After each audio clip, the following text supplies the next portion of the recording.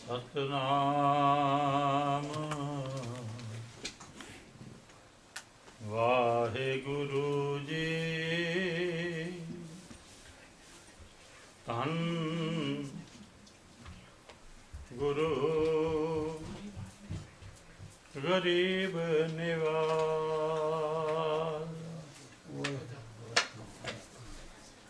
ਜੇ ਤੂੰ ਤੁਠਾਂ ਕਿਰਪਾ ਨਿਧਾਨ, ਜੇ ਤੂੰ ਤੁਠਾਂ ਕਿਰਪਾ ਨਿਧਾਨ, ਨਾ ਦੂਜਾ ਵੇਖਾਲ। ਇਹਾ ਪਾਈ ਦਾਤੜੀ, ਨਿਤ ਹਿਰਦੈ ਰੱਖਾਂ ਸੰਭਾਲ।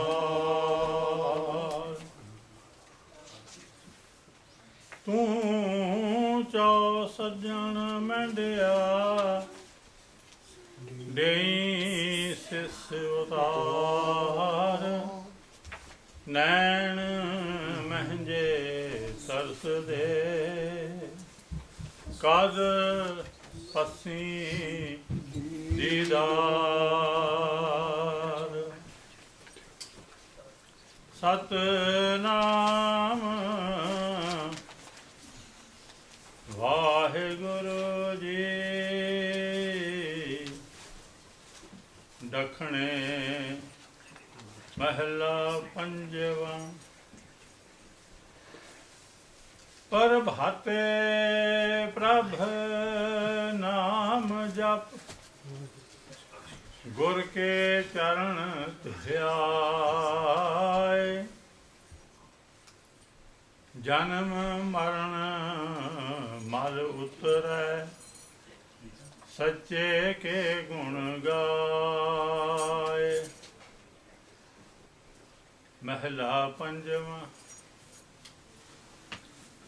ਦੇਹ ਅੰਧਾਰੀ ਅੰਧ, ਸੁਣੀ ਨਾਮ ਵਿਹੂਣੀਆਂ। ਨਾਨਕ ਸਫਲ ਜਨਮ, ਜੈ ਘਟ ਉਠਾ ਸਚ ਧਣੀ। ਮਹਲਾ ਪੰਜਵਾਂ। ਲੋਇਣ ਲੋਈ ਡਿਠ, ਪਿਆਸ ਨਾ ਬੁਝੈ ਮੂੰਹ ਘਣੀ। ਨਾਨਕ ਸੇ ਅਖੜੀਆਂ ਬਿਆਨ, ਜਿਨੀ ਦਿਸੰਦੋ ਮਹਾਪਿਰੀ। ਪੌੜੀ।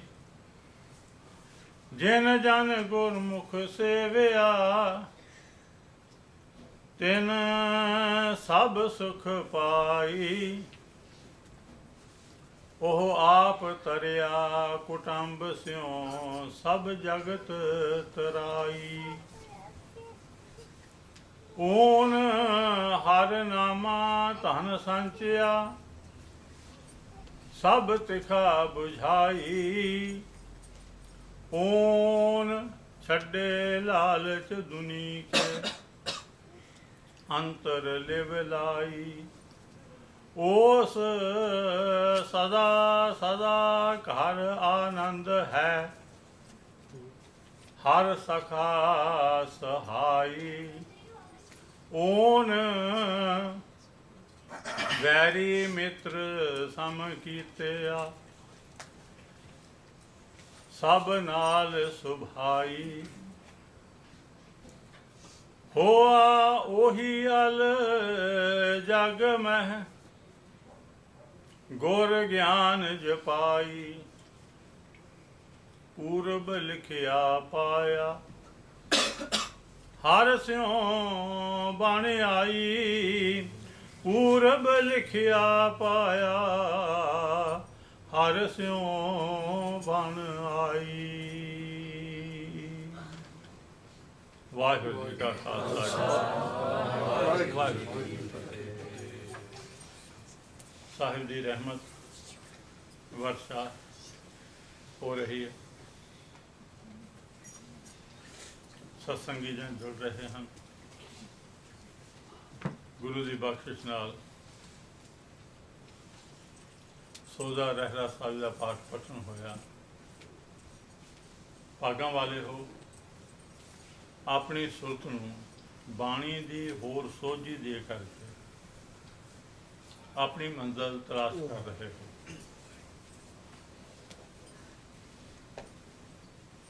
ਜਿਹੜਾ ਜਿੰਨਾ ਤੁਰ ਪਏ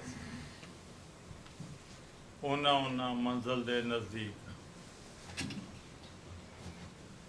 ਇਸ ਲਈ ਕੋਸ਼ਿਸ਼ ਕਰੀਏ ਸੁਣ ਕੇ ਸਮਝ ਕੇ ਤੇ ਅਸੀਂ ਉਸ ਨੂੰ ਜੀਵਨ ਵਿੱਚ ਉਤਾਰਨ ਦੀ, ਘਟਾਉਣ ਦੀ, ਕਮਾਉਣ ਦੀ ਕੋਸ਼ਿਸ਼ ਕਰੀਏ। ਮਾਰੂ ਰਾਗ ਦੀ ਦੂਸਰੀ ਵਾਰ ਦੇ ਵਿਚਾਰ ਚੱਲ ਰਹੇ ਹਨ। ਕੁਝ ਸਮਾਂ ਆਪਣਾ ਲੱਗਾ, ਕੁਝ ਮਿਹਨਤ ਹੋਈ ਤੇ ਕੁਝ ਇੱਕ ਪਾਠ ਸਾਹਿਬ ਆਪਾਂ ਨੂੰ ਸਰਵਣ ਕਰਨੇ ਨੂੰ, ਸਮਝਣ ਨੂੰ ਮਿਲਿਆ। ਅਰਥ ਵਿਚਾਰਾਂ ਹੋਈਆਂ।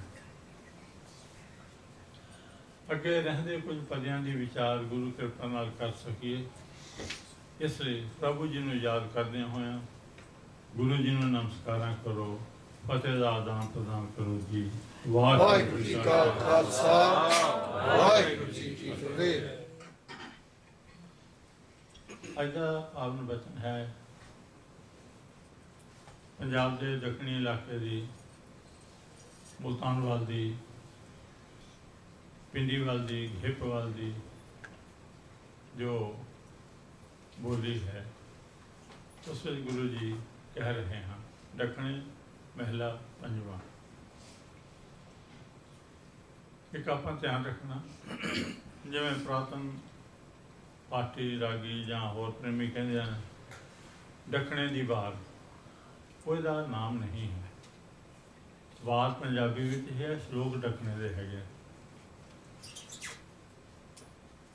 ਦੱਖਣੇ ਮਹਿਲਾ ਪੰਜਵਾਂ। ਪ੍ਰਭਾਤੇ ਪ੍ਰਭ ਨਾਮ ਜਪ।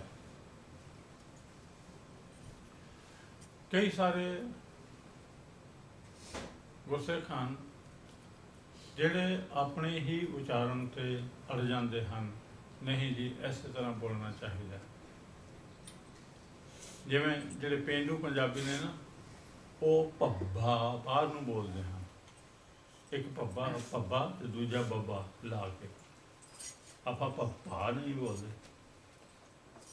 ਜਦੋਂ ਕੋਈ ਭੱਬਾ ਬੋਲੇਗਾ ਤਾਂ ਉਹਦਾ ਹੋਗਾ ਚੌਲ ਜਿਹਨੂੰ ਬਣਾਉਂਦਿਆਂ ਹੋਇਆ ਉਹਦੇ ਵਿੱਚ ਪਾਣੀ ਦੁੱਗਣੇ ਤੋਂ ਜ਼ਿਆਦਾ ਪੈ ਗਿਆ, ਉਹ ਗੁੱਛਾ ਜਿਹਾ ਬਣ ਜਾਂਦਾ, ਤੇ ਉਹਨੂੰ ਭੱਬਾ ਬੋਲਦੇ।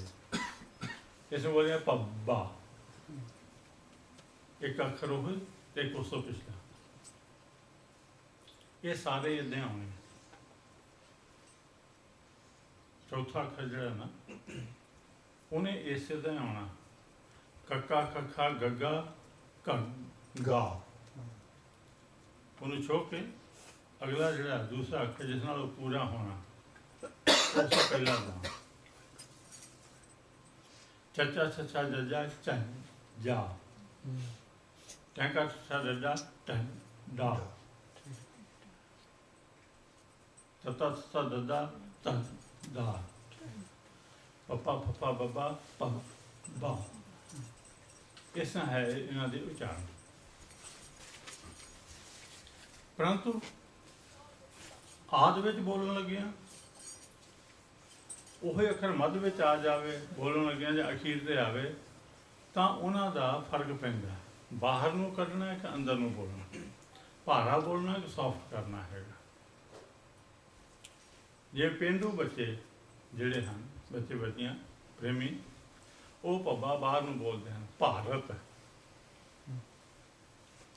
ਪਰ ਜਿਹੜੇ ਸ਼ਹਿਰੀ ਲੋਕ ਹਨ, ਜਿਹਨੂੰ ਆਪਾਂ ਖੱਤਰੀ ਰੋੜੇ ਭਾਪੇ ਬੋਲਦੇ ਹਾਂ, ਜੱਟ ਸ਼੍ਰੇਣੀ ਨਾਲ ਕੰਮ ਕਰਨ ਵਾਲਿਆਂ ਤੋਂ ਦੂਸਰੇ ਜਿਹੜੇ ਹਨ, ਜਿਹੜੇ ਵਪਾਰਿਕ ਸ਼੍ਰੇਣੀ ਵਿੱਚ ਹਨ ਮੂਲ ਰੂਪ 'ਚ, ਉਹ ਭੱਬਾ ਬਾਹਰ ਨੂੰ ਨਾ ਕਰਕੇ ਅੰਦਰ ਨੂੰ ਬੋਲਦੇ, ਉਹ ਭਾਰਤ ਬੋਲਦੇ ਨੇ। ਭਾਰਤ ਨਹੀਂ ਬੋਲਦੇ। ਇੰਨੇ ਥਾਂ ਤੇ ਅੜੀ ਨਹੀਂ ਕਰੀ ਜਾਂ ਤੁਸੀਂ ਭਾਰਤ ਬੋਲੋ ਜੀ ਕਿ ਤੁਸੀਂ ਭਾਰਤ ਬੋਲਣਾ ਹੈ ਜੀ। ਜੇ ਹੁਣ ਇੱਥੇ ਅੱਖਰ ਇਹ ਵਿਚਕਾਰ ਆ ਰਿਹਾ ਹੈ, ਭੱਬਾ ਵਿਚਕਾਰ ਆ ਕੇ ਨੇ ਆਪਣੇ ਆਪ ਅੰਦਰਲਾ ਹੋ ਜਾਣਾ, ਤਾਂ ਅੱਖਰ ਹੋਵੇਗਾ ਪ੍ਰਭਾਤੇ। ਇਹ ਜਿੰਨੇ ਥਾਵਾਂ ਤੇ ਆਵੇਗਾ ਇਸੇ ਤਰ੍ਹਾਂ ਆਵੇਗਾ। ਜੇ ਨਹੀਂ ਆਵੇਗਾ ਤਾਂ ਅਸੀਂ ਕਿਸੇ ਤਰ੍ਹਾਂ ਅਹੰਕਾਰ ਵਿੱਚ ਕੋਈ ਗਲਤੀ ਕਰ ਰਹੇ ਹਾਂ। ਪ੍ਰਭਾਤੇ ਪ੍ਰਭ ਨਾਮ ਜਪ, ਗੁਰ ਕੇ ਚਰਨ ਤੇ ਆਏ। ਪ੍ਰਭਾਤੇ ਰੱਬ ਜੀ ਦਾ ਇੱਕ ਨਾਮ ਹੈ, ਉਹ ਪ੍ਰਭੂ ਜੀ ਨਹੀਂ ਬੋਲਣਾ, ਪ੍ਰਭੂ। ਉਹਨੂੰ ਅੰਦਰਲਾ ਭੱਬਾ ਭ ਵਾਲਾ ਉਹ ਬੋਲਣਾ, ਉਹ ਗਲਤ ਨਹੀਂ ਹੈ। ਮੇਰੇ ਕਹਿਣ ਦਾ ਭਾਵ ਕਿ ਇਸ ਵਿੱਚੋਂ ਗੁਰਬਾਣੀ ਦਾ ਸ਼ੁੱਧਤਾ ਦਾ ਖਿਆਲ ਤਾਂ ਰੱਖਣਾ, ਪਰ ਅਸੈਂਸ ਲੈਣ ਦੀ, ਇਹਦਾ ਤੱਤ ਸਾਰ ਕੀ ਹੈ ਉਹ ਲੈਣ ਦੀ ਜ਼ਿਆਦਾ ਕੋਸ਼ਿਸ਼ ਕਰਨੀ। ਹੁਣ ਪ੍ਰਭਾਤੇ ਪ੍ਰਭ ਨਾਮ ਜਪ,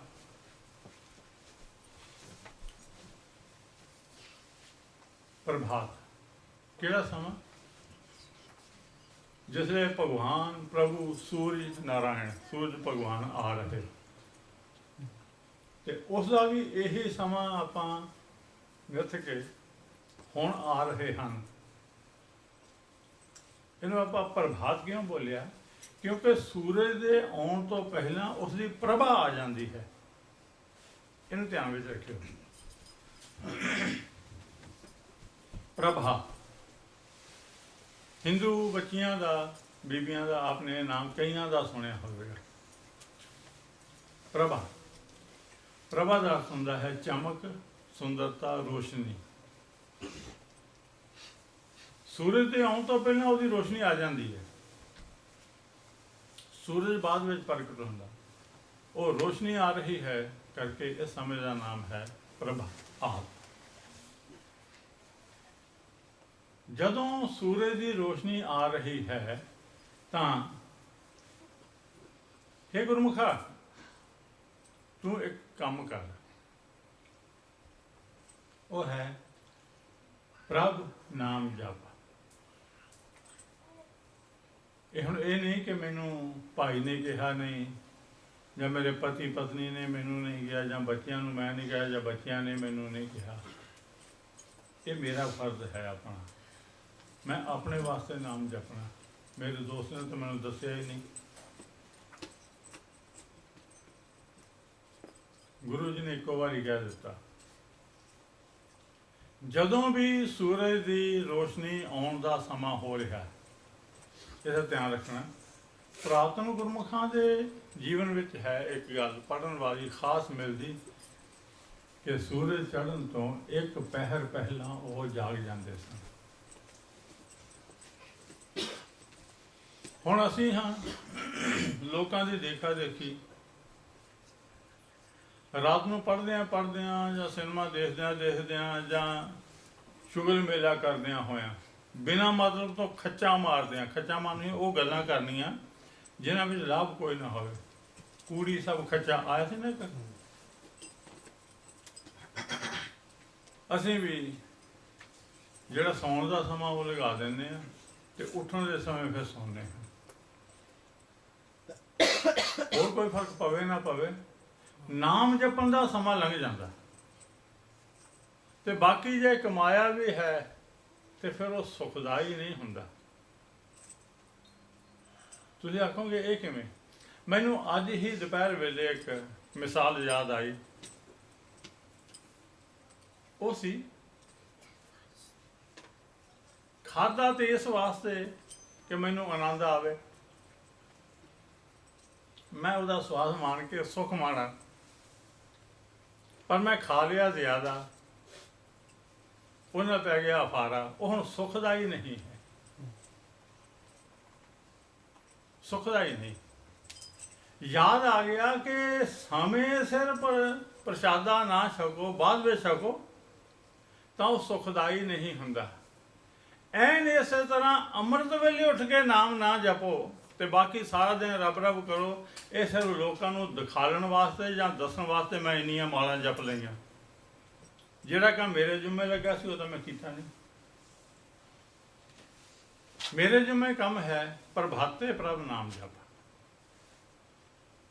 ਇਸ ਨੂੰ ਧਿਆਨ ਵਿੱਚ, ਇਹ ਕਿਵੇਂ ਹੋਵੇਗਾ? Early to bed and early to rise ਜੀ ਕਰਾਂਗੇ। ਸੋ ਕੋਸ਼ਿਸ਼ ਕਰੋ, ਜਿਨ੍ਹਾਂ ਗੁਰਮੁਖਾਂ ਨੂੰ ਕੰਮ ਹੀ ਉਹ ਮਿਲਿਆ ਹੈ, ਜਿਨ੍ਹਾਂ ਨੂੰ ਕੰਮ ਹੀ ਉਹ ਮਿਲਿਆ ਕਿ ਉਹਨਾਂ ਨੇ ਅੱਧੀ ਰਾਤ ਨੂੰ ਹੀ ਕਰਨਾ। ਵੈਸੇ ਤੁਹਾਨੂੰ ਪਤਾ, ਜਿੰਨੇ ਅਮੀਰ ਦੇਸ਼ ਉਹਨੇ ਵੱਧ ਦੁੱਖ, ਦੱਸਣ ਭਾਵੇਂ ਨਾ, ਦੱਸਣ ਭਾਵੇਂ ਨਾ, ਉਹਨੇ ਵੱਧ ਦੁੱਖ। ਤੇ ਇੱਕ ਸਭ ਤੋਂ ਵੱਡਾ ਦੁੱਖ ਹੈ, ਮੇਰਾ ਆਪਣਾ ਸਰੀਰ ਮੇਰੇ ਕਹਿਣੇ ਵਿੱਚ ਨਹੀਂ ਹੈ, ਮੇਰਾ ਬਾਲ ਬੱਚੇ ਮੇਰੇ ਕਹਿਣੇ ਵਿੱਚ ਨਹੀਂ ਹੈ।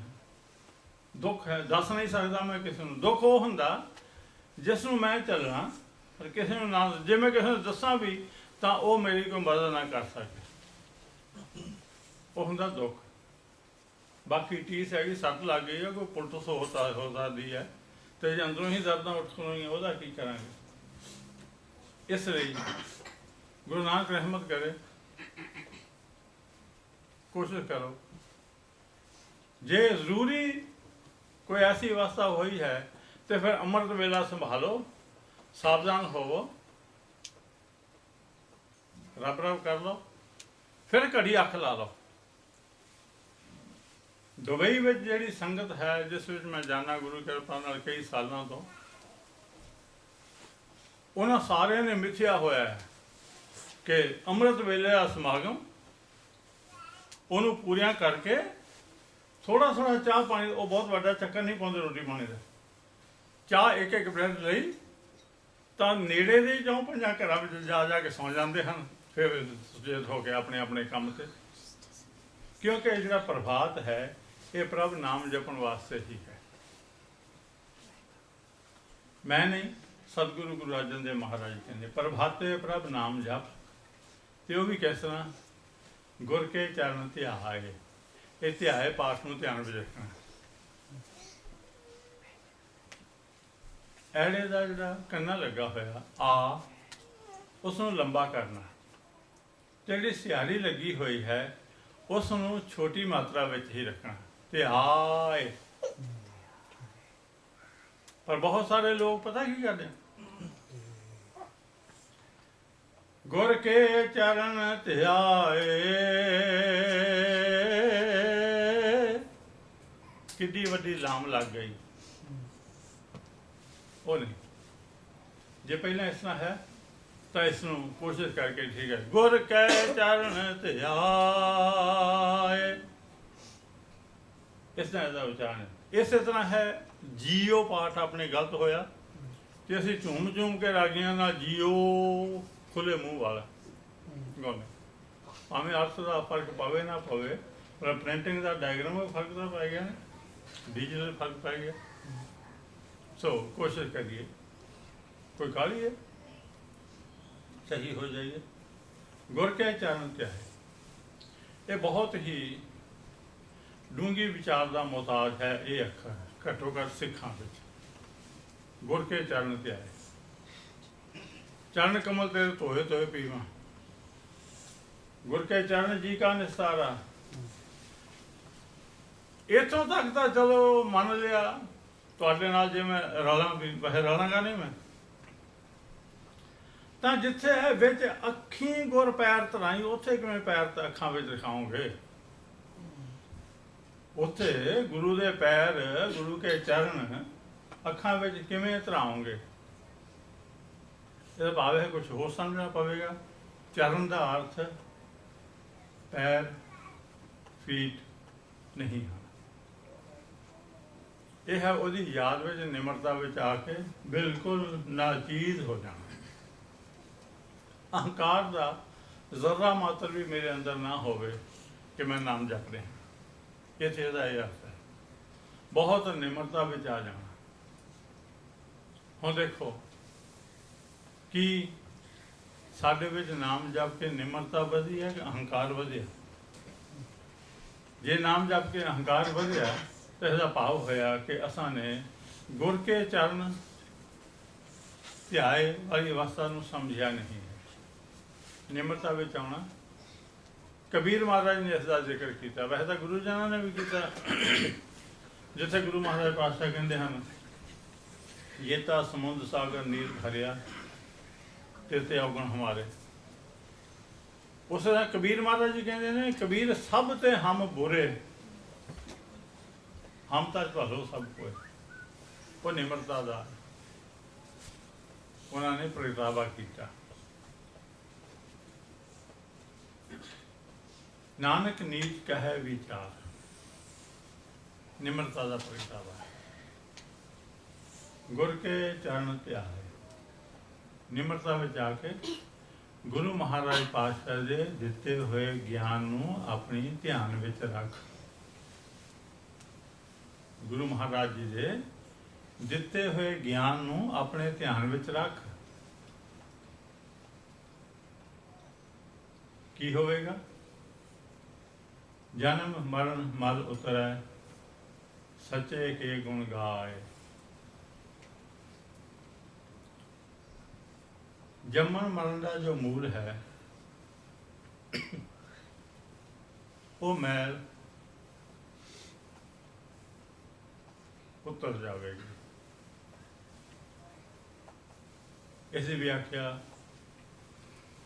ਥੋੜਾ ਜਿਹਾ ਸੁਚੇਤ ਹੋ ਕੇ ਸੁਣਿਓ। ਮੈਂ ਧੰਨਵਾਦੀ ਹੋਵਾਂਗਾ ਆਪ ਜੀ ਦੇ ਬੈਠਕ ਨੂੰ ਸੁਣਨ ਨੂੰ, ਧਿਆਨ ਨੂੰ। ਮੈਲ,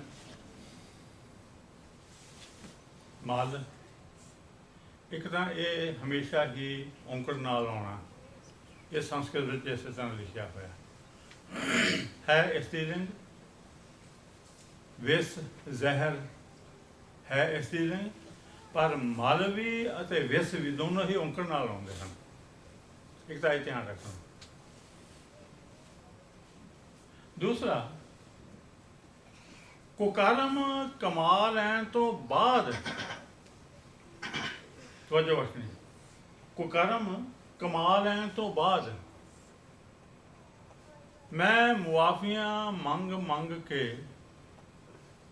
ਜੇ ਆਪਣੇ ਮਨ ਦੇ ਉੱਤੇ ਪਏ ਹੋਏ ਉਸ ਮਾੜੇ ਪ੍ਰਭਾਵ ਨੂੰ, ਮੈਲ ਨੂੰ ਲਾ ਦਿੱਤਾ, ਆਪ ਲਾ ਦਿੱਤਾ ਜਾਂ ਲੁਹਾ ਦਿੱਤਾ ਗੁਰੂ ਦੇ ਕੋਲ,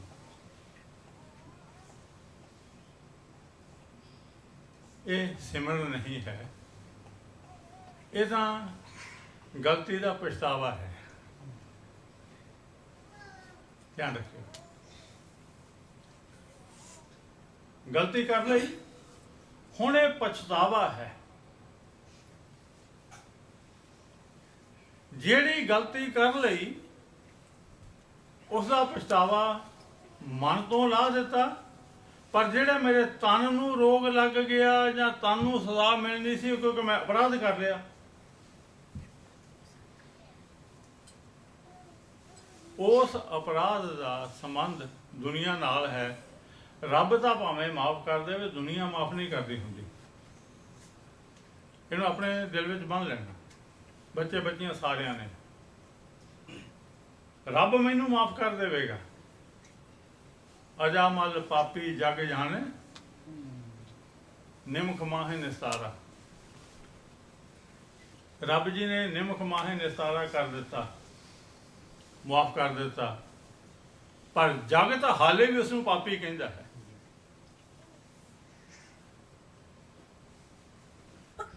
ਡੂ ਯੂ ਫੋਲੋ ਮੀ? ਜਗ ਤਾਂ ਹਾਲੇ ਵੀ ਉਸ ਨੂੰ ਪਾਪੀ ਕਹਿੰਦਾ। ਰੱਬ ਨੇ ਮਾਫ ਕਰਤਾ। ਗਨ ਕਾ ਪਾਪਣ ਹੋਏ ਕਾ ਜਗਤ ਕਹਿੰਦਾ ਹੈ, ਭਾਵੇਂ ਰੱਬ ਜੀ ਨੇ ਉਸ ਨੂੰ ਮਾਫ ਕਰ ਦਿੱਤਾ। ਵਾਲਮੀਕ ਨਿਸਤਾਰਿਆ, ਪਰ ਲੋਕ ਹਾਲੇ ਵੀ ਉਸ ਨੂੰ ਉਹੀ ਕਹਿੰਦੇ ਨੇ, ਡਾਕੂ ਸੀਗਾ। ਸੱਜਣ ਸ਼ੇਖ ਸੱਜਣ ਬਣ ਗਿਆ, ਗੁਰੂ ਬਾਬੇ ਦਾ ਪਿਆਰ ਵਾਲਾ ਹੋ ਗਿਆ। ਉਹਦੀ ਧਰਮਸ਼ਾਲਾ ਸੱਚਮੁੱਚ ਧਰਮਸ਼ਾਲਾ ਬਣਾ ਦਿੱਤੀ ਗੁਰੂ ਬਾਬੇ ਨਾਨਕ ਨੇ। ਪਰ ਸਿੱਖ ਜਗਤ ਜਦੋਂ ਉਹਦਾ ਨਾਮ ਲਵੇਗਾ, ਸੱਜਣ ਠੱਗ ਹੀ ਨਾਮ ਲਵੇਗਾ। ਇਹਦਾ ਭਾਵ ਹੋਇਆ ਕਿ ਵਿਕਾਰ ਦੇ ਭੋਗ ਲੈਣ ਤੋਂ ਬਾਅਦ ਵਿਕਾਰੀ ਸੋਚ ਨੂੰ ਕਰਮਾਂ ਵਿੱਚ ਲੈ ਲੈਣ ਤੋਂ ਬਾਅਦ ਜੇ ਮੈਂ ਫਿਰ ਉਸ ਦੀ ਮੁਆਫੀ ਮੰਗਦਾ ਹਾਂ ਤਾਂ ਉਹ ਆਪਣੇ ਕੀਤੇ ਦੇ ਪਛਤਾਵੇ ਨੂੰ ਦੂਰ ਕਰ ਰਿਹਾ ਹਾਂ। ਫਿਰ ਇਸ ਦਾ ਭਾਵ ਕੀ ਹੈ? ਇਸ ਦਾ ਭਾਵ ਹੈ ਕਿ ਜੇ ਕਿਤੇ ਮਾੜੀ ਕਿਸਮਤ ਨਾਲ ਮਾੜੇ ਵਿਚਾਰ ਮੇਰੇ ਮਨ ਵਿੱਚ ਆ ਜਾਣ, ਉਸੇ ਵੇਲੇ ਹੀ ਨਾਮ ਜਪਣਾ ਸ਼ੁਰੂ ਕਰ ਦਿਓ। ਤਾਂ ਇਹ ਵਿਚਾਰ ਜਿਨ੍ਹਾਂ ਨੇ ਵਿਕਾਰ ਬਣ ਕੇ ਮੇਰੇ ਮੱਥੇ ਤੇ ਲਿਖੇ ਜਾਣਾ ਸੀ ਨਾ, ਇਹ ਮੈਲ ਖਤਮ ਹੋ ਗਈ। ਐਡਾ ਵੱਡਾ ਖਿਆਲ ਹੈ ਗੁਰਬਾਣੀ ਦਾ ਕਿ ਮੇਰਾ ਸਿੱਖ ਜਿਹੜਾ ਨਾ, ਉਹ ਜਦੋਂ ਇਸ ਜਨਮ ਵਿੱਚੋਂ ਪਰੇ ਜਾਵੇ, ਇਸ ਵਾਰੀ ਦੇ ਵਿੱਚੋਂ ਸਰੀਰ ਚੋਂ ਪਰੇ ਜਾਵੇ, ਤੇ ਮੁੜ ਕੇ ਉਹ ਰੀਕਾਰਨੇਸ਼ਨ ਵਿੱਚ ਨਾ ਪਵੇ, ਜਨਮ ਮਰਨ ਦੇ ਚੱਕਰ ਵਿੱਚ ਨਾ ਪਵੇ। ਉਹਦੀ ਮਰਜ਼ੀ ਹੋਵੇ ਭੇਜ ਦੇਵੇ, ਉਹਦੀ ਮਰਜ਼ੀ ਹੋਵੇ ਤਾਂ ਕਿ ਮੈਨੂੰ ਆਪਣੇ ਕੀਤੇ ਦਾ ਫਲ ਭੁਗਤਣ ਵਾਸਤੇ ਨਾ ਆਉਣਾ ਪਵੇ। ਸਿੱਖੀ ਇਸੇ ਲਈ ਬਹੁਤੀ ਨਹੀਂ ਵੱਧਦੀ ਕਿ ਇਹਦੇ ਵਿੱਚ ਇੱਦਾਂ ਦੀਆਂ ਬੰਦਿਸ਼ਾਂ ਬਹੁਤ ਨੇ। ਲੋਕ ਤਾਂ ਅੰਮ੍ਰਿਤ ਛਕਣ ਤੋਂ ਡਰਦੇ ਆ ਨਾ, ਮੈਨੂੰ ਸਿੱਖੀ ਜੀਵਨ ਤੋਂ ਡਰ ਲੱਗਦਾ। ਇਹ ਬਹੁਤ ਮੁਸ਼ਕਿਲ ਹੈ, ਬਹੁਤ ਮੁਸ਼ਕਿਲ। ਪਰ ਜਿਹੜੇ ਡਾਕਟਰ ਸਾਇੰਟਿਸਟ ਲੋਕ ਨੇ ਨਾ, ਉਹ ਕਹਿੰਦੇ ਹਰ ਇੱਕ ਵਿਕਾਰ ਦਾ ਆਵੇਸ਼ ਜਿਹੜਾ ਨਾ, ਉਹ ਸਾਰਾ ਹੀ ਮਿੰਟ ਸਕਿੰਟਾਂ ਵਿੱਚ ਹੁੰਦਾ। ਜੇ ਤਾਂ ਉਨੀ ਦੇਰ ਸੰਭਲ ਗਏ ਤਾਂ ਬਚ ਗਏ, ਨਹੀਂ ਤਾਂ ਤੀਰ ਲੱਗ ਗਈ ਤੇ ਮੁੜ ਕੇ ਤਾਂ ਭਾਂਬੜ ਬਣਨਾ ਹੀ ਬਣਨਾ। ਇਸੇ ਗੁਰੂ ਪਾਤਸ਼ਾਹ ਕਹਿੰਦੇ ਹਰ ਰੋਜ਼ ਆਪਣੇ ਆਪ ਨੂੰ ਸਮਝਾਓ, ਪ੍ਰਭਾਤੇ ਪ੍ਰਭ ਨਾਮ ਜਪ, ਗੁਰ ਕੇ ਚਰਨ ਧਿਆਏ, ਜਨਮ ਮਰਨ ਮਲ ਉਤਰੇ। ਇਹਨੂੰ ਉਤਰੇ ਪਾਠ ਨਹੀਂ ਕਰਨਾ, ਉਤਰਦੀ ਹੈ। ਜੇ ਤਾਂ ਉਤਰੇ ਹੁੰਦੀ ਤਾਂ ਫਿਰ ਉਹ ਮੈਲ ਆਉਂਦੀ ਨਾ ਮੁੜ ਕੇ ਸਾਡੇ ਵੱਲ ਨੂੰ। ਉਤਰ ਚੁੱਕੀ ਹੈ, ਨਹੀਂ ਉਤਰਦੀ ਹੈ। ਕਿਵੇਂ ਉਤਰਦੀ ਹੈ ਜੀ? ਸੱਚੇ ਕੇ ਗੁਣ ਗਾਏ। ਉਸ ਸੱਚੇ ਪਰਮ ਪਿਤਾ ਪਰਮਾਤਮਾ ਦਾ ਗੁਣਾਨਵਾਦ ਕਰੋ। ਉਹਨੂੰ ਆਖੋ, ਇਹ ਮਾਲਕਾ ਮੇਰਾ ਬਸ ਨਹੀਂ ਚੱਲਦਾ, ਮੈਂ ਤਾਂ ਹੜਿਆ ਜਾ ਰਿਹਾ। ਇਸ ਹੜ੍ਹ ਦੇ ਵਿੱਚ ਬੜਾ ਵੱਡਾ ਹੜ੍ਹ ਆਇਆ ਹੋਇਆ ਹੈ, ਤੂਫਾਨ ਆਏ ਹੋਏ ਨੇ, ਤੂੰ ਮੈਨੂੰ ਬਚਾ ਲੈ। ਤੇ ਫਿਰ ਹੱਥ ਦੇ ਰਾਖੇ ਆਪਣੇ ਉਹ ਕਰ ਦਿੰਦਾ ਹੈ। ਇੱਕ ਵਾਰੀ ਵਿਚਾਰਨ ਕਰਿਓ ਸਤਨਾਮ ਵਾਹਿਗੁਰੂ, ਕੋਈ ਕੰਮ ਕਰ ਦਿੰਦਾ, ਕਿਉਂਕਿ ਲਿਖੀਤੇ ਹਨ ਇਦਾਂ ਦੇ ਕੰਮ। ਮਹਿਲਾ ਪੰਜਵਾਂ। ਦੇਹ ਅੰਧਾਰੀ ਅੰਧ ਸੁਣੀ, ਨਾਮ ਵਿਹੂਣੀਆਂ। ਇਹਨੂੰ ਸੁਣੀ ਨੂੰ ਉਚਾਰਨ ਸੁੰਨੀ ਨੰਨੇ ਨਾਲ, ਸੁੰਜੀ ਜੱਜੇ ਨਾਲ, ਜਾਂ ਸੁੰਵੀ ਵਾਵੇ ਨਾਲ ਨਹੀਂ ਕਰਨਾ। ਪੜ੍ਹਾਉਂਦਿਆਂ ਤੇ ਮੈਂ ਗੁਰਮੁਖਾਂ ਪਾਸੋਂ ਇੱਦਾਂ ਦੇ ਪਾਠ ਸੁਣ ਚੁੱਕਾ। ਸੁਣੀ ਉਚਾਰਨ ਕਿੱਥੇ ਹੈਗਾ? ਤਾਲੂ ਰਾਹੀਂ ਨਾਸਕਾ ਦੇ ਵਿੱਚ ਦੀ ਅੱਖਰ ਦੇਣਾ, ਪਰ ਸਾਡੀ ਜੀਭ ਜਿਹੜੀ ਹੈ ਇਹ ਦੰਦਾਂ ਦੇ ਹੋਠਾਂ ਨਾਲ ਨਾ ਜੁੜੇ, ਪਿੱਛੇ ਰਹਿ ਜਾਵੇ। ਸੁਣੀ ਤਾਂ ਦੇਖੋ ਇਹਨਾਂ ਕੋਲ ਕਰਨਾ, ਸੁਣੀ ਬੋਲੋਗੇ ਨਿਆ, ਇਹ ਨਿਯਮ ਹੈ, ਉਸ ਨੂੰ ਇੱਥੇ ਦੇਣਾ ਸੁਣੀ। ਨਾਮ ਵੀ ਹੋਣੀਆਂ। ਇਹ ਸਾਡੀ ਜਿਹੜੀ ਦੇਹ ਹੈ ਨਾ, ਭਾਵ ਸਰੀਰ ਹੈ, ਸਰੀਰ ਨਾਲ ਵੈਸੇ ਬਹੁਤਾ ਸਮਾਨ ਨਹੀਂ, ਧਿਆਨ ਰੱਖਣਾ ਜਿਹੜਾ ਸਾਡਾ ਆਪਣਾ ਆਪਾ ਹੈ, ਇਹ ਅੰਨਿਆਂ ਚੋਂ ਵੀ ਅੰਨਿਆਂ ਦਾ ਹੈ। ਹੁਣ ਅੰਨੇ ਦੀ ਨਿਸ਼ਾਨੀ ਕੀ ਹੈ? ਅੱਛਾ ਵੀ ਆਪਾਂ ਸੁਜਾਖਾ ਕਿਹਨੂੰ ਕਹਿੰਦੇ ਹਾਂ ਤੇ ਅੰਨਾ ਕਿਹਨੂੰ ਕਹਿੰਦੇ ਹਾਂ? ਕੋਈ ਦੱਸ ਸਕਦਾ? ਚਲੋ, ਸੁਜਾਖਾ ਜਿਹੜਾ ਸਾਹਮਣੇ ਆਏ ਕਿਸੇ ਚੀਜ਼ ਨੂੰ ਦੇਖ ਸਕੇ, ਇੰਨਾ ਹੀ ਕਹਿੰਦੇ ਨਾ। ਕਿ ਫਿਰ ਅੰਨਾ ਹੋਇਆ ਜਿਹੜਾ ਦੇਖ ਨਾ ਸਕੇ। ਪਰ ਇਸਦੇ ਅਰਥ ਨੂੰ ਹੋਰ ਲਿਓ। ਸੁਜਾਖਾ ਜਿਹੜਾ ਸਹੀ ਰਾਹ ਤੇ ਸਹੀ ਤੁਰਿਆ ਜਾਵੇ। ਜੇ ਅਟਪਟੀ ਚਾਲ ਚੱਲਦਾ ਹੈ ਤਾਂ ਹੁਣ ਸਾਹਮਣੇ ਚੀਜ਼ ਨੂੰ ਦੇਖਣਾ ਨਹੀਂ, ਚੀਜ਼ ਹੈ ਨਹੀਂ, ਮੈਂ ਜਾਣਾ ਹੈ ਰਾਹ ਦੇ ਉੱਤੇ, ਤੇ ਉਸ ਰਾਹ ਤੇ ਜੇ ਮੈਂ ਸਹੀ ਤੁਰਿਆ ਜਾ ਰਿਹਾ ਤਾਂ ਇਹਦਾ ਕਰਕੇ ਮੈਨੂੰ ਦਿਸਦਾ ਹੈ। ਕੋਈ ਥੋੜੇ ਅਰਥ ਡੂੰਘੇ ਤਾਂ ਨਹੀਂ ਹੋ ਗਏ? ਹਾਲੇ ਮੈਂ ਇੱਕ ਦਾ ਹੋਰ ਚੱਲਣਾ ਗਾ ਗੁਰੂ ਕਿਰਪਾ ਨਾਲ। ਜਿਹੜਾ ਸਿੱਧਾ ਚੱਲਿਆ ਜਾ ਰਿਹਾ ਉਹ ਸੁਜਾਖਾ, ਤੇ ਜਿਹੜਾ ਅਟਪਟੀ ਚਾਲ ਚੱਲਿਆ ਜਾ ਰਿਹਾ ਉਹ ਅੰਨਾ। ਸਾਹਮਣੇ ਕੋਈ ਆ ਰਿਹਾ ਹੈ, ਕੋਈ ਆਬਜੈਕਟ ਆ ਰਿਹਾ ਹੈ, ਜੇ ਮੈਂ ਉਸ ਤੋਂ ਬਚ ਕੇ ਲੰਘ ਰਿਹਾ ਤਾਂ ਮੈਂ ਸੁਜਾਖਾਂ, ਜੇ ਮੈਂ ਉਹਦੇ ਵਿੱਚ ਟੱਕਰ ਮਾਰ ਰਿਹਾ ਹਾਂ ਤਾਂ ਮੈਂ ਅੰਨਾ।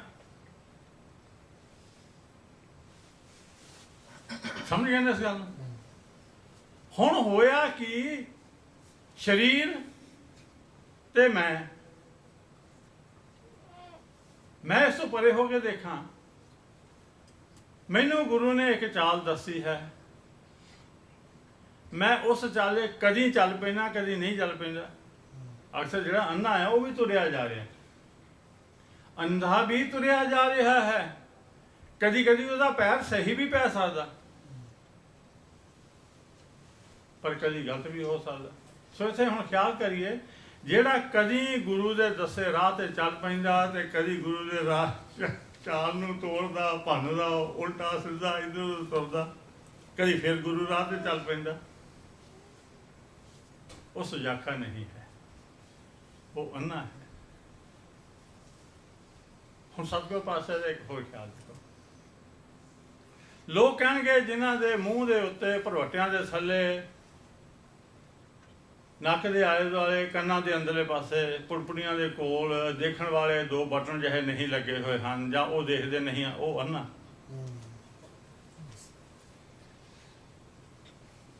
ਪਰ ਸਤਿਗੁਰ ਮਹਾਰਾਜ ਪਾਤਸ਼ਾਹ ਕਹਿੰਦੇ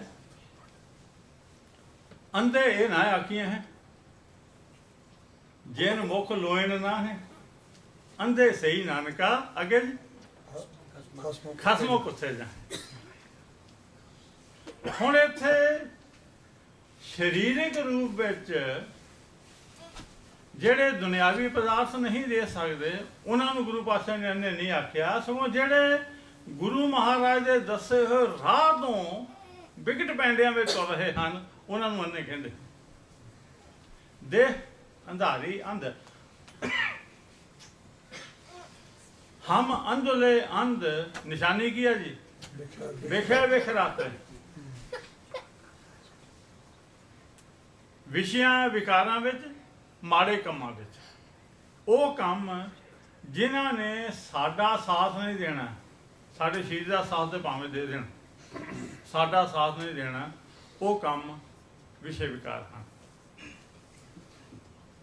ਹਮ ਅੰਧਲੇ ਅੰਧ ਵਿਖੇ ਬਿਖਰਾਤੇ, ਕਿਉਂ ਚੱਲ ਹੈ ਗੁਰ ਚਾਲੀ, ਸਤਿਗੁਰ ਦਇਆ ਕਰੇ ਸੁਖ ਦਾਤਾ, ਹਮ ਲਾਵੇ ਆਪਨ ਪਾਲੀ। ਸਤਿਗੁਰ ਹੀ ਮਿਹਰ ਕਰਕੇ ਸਾਨੂੰ ਆਪਣੇ ਪੱਲੇ ਨਾਲ ਲਾਉਂਦਾ ਹੈ। ਅੰਨਾ ਪੱਲੇ ਨਾਲ ਲੱਗ ਜਾਵੇ ਤਾਂ ਉਹ ਫਿਰ ਵੀ ਸਹੀ ਰਾਹ ਤੇ ਚੱਲ ਜਾਂਦਾ।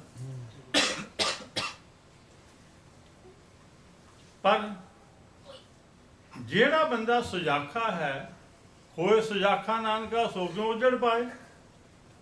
ਸੋ ਭਾਵ ਹੋਇਆ ਕਿ ਗੁਰੂ ਮਹਾਰਾਜ ਦੇ ਦੱਸੇ ਹੋਏ ਰਾਹ ਤੇ ਚੱਲਣ ਵਾਲਾ ਬੰਦਾ ਹੀ ਸੁਜਾਖਾ ਹੈ, ਬਾਕੀ ਜਿਹੜੇ ਹਨ ਉਹ ਅੰਨੇ ਹਨ। ਦੇਹ ਅੰਧਾਰੀ ਅੰਧ, ਸੁਣੀ ਨਾਮ ਵੀ ਹੋਣੀਆਂ। ਗੁਰੂ ਜੀ ਨੇ ਸਾਨੂੰ ਨਾਮ ਜਪਣ ਵਾਸਤੇ ਹੀ ਸਿੱਖ ਬਣਾਇਆ। ਨਾਮ ਜਪ ਕੇ ਸਭਨਾ ਵਿੱਚ ਉਸ ਵਸਦੇ ਹੋਏ ਪਰਮਾਤਮਾ ਨੂੰ ਦੇਖੋ। ਜੇ ਮੈਂ ਕਿਸੇ ਵਿੱਚ ਵੇਖਦਾ ਹਾਂ, ਕਿਸੇ ਵਿੱਚ ਨਹੀਂ ਵੇਖਦਾ, ਕਿਸੇ ਦਾ ਮੈਂ ਭਲਾ ਕਰਨ ਦਾ ਕਿਸੇ ਨਾਲ ਧੋਖਾ ਕਰ ਰਿਹਾ ਤਾਂ ਮੈਂ ਅੰਨਾ ਹਾਂ। ਨਾਨਕ ਸਫਲ ਜਨਮ ਜੈ ਘਟ ਗੁੱਠਾ ਸੱਚ ਧਨੀ। ਇਸ ਅੱਖਰ ਨੂੰ ਧਿਆਨ ਵਿੱਚ ਲੈਣਾ। ਇਹਨੂੰ ਬਹੁਤੇ ਪਾਠੀ ਲਿਖੇ ਅਨੁਸਾਰ ਜਨਮ ਪਾਠ ਪੜ੍ਹਦੇ ਹਨ, ਪਰ ਵਿਧਾਨ ਹੈ ਜਦੋਂ 3-4 ਨਾਸਕੀ ਇਕੱਠੇ ਹੋ ਜਾਣ ਨਾ, ਨਾਸਕੀ ਨੱਕ ਵਿੱਚ ਬੋਲਣ ਵਾਲੇ, ਜਿਵੇਂ ਜਨਮ ਵਿੱਚ ਨੰਨਾ ਵੀ ਨਾਸਕੀ ਹੈ, ਉੱਪਰ ਲੱਗੀ ਹੋਈ ਟਿੱਪੀ ਵੀ ਨਾਸਕੀ ਹੈ, ਮੰਮਾ ਵੀ ਨਾਸਕੀ ਹੈ, ਇਹ ਨੱਕ ਵਿੱਚ ਹੀ ਬੋਲੇ ਜਾਣ ਵਾਲੇ ਹਨ। ਤਾਂ ਇਹਦੇ ਜਿਹੜਾ ਅਖੀਰਲਾ ਅੱਖਰ ਹੈਗਾ ਉਹਨੇ ਮੂੰਹ ਬੰਦ ਹੋ ਜਾਣਾ, ਆਵਾਜ਼ ਬੰਦੀ ਵਿੱਚ ਆ ਜਾਣਾ। ਆਵਾਜ਼ ਬੰਦੀ, ਜਨਮ ਬੋਲ ਬੰਦ ਕਰ ਦਿਓ, ਜਨਮ ਬੋਲ ਬੰਦ ਕਰਕੇ, ਤਾਂ ਇਹ ਸ਼ੁੱਧ ਉਚਾਰਨ ਹੈ। ਉਹਦਾ ਤਾਂ ਬੋਲੀ ਜਾਓ, ਚੱਲੀ ਜਾਣਾ ਸਾਰੇ, ਫਿਰ ਇੱਕ ਨੂੰ ਸੁਣ ਕੇ ਦੂਜਾ ਉਹ ਤੋਂ ਪੜ੍ਹ ਕੇ ਚੱਲਿਆ ਤੇ ਉਹਨੇ ਨਾਨਕ ਸਬਲ ਜਨਮ ਨਹੀਂ, ਜਨਮ ਜਹਾਂ ਆਪਣਾ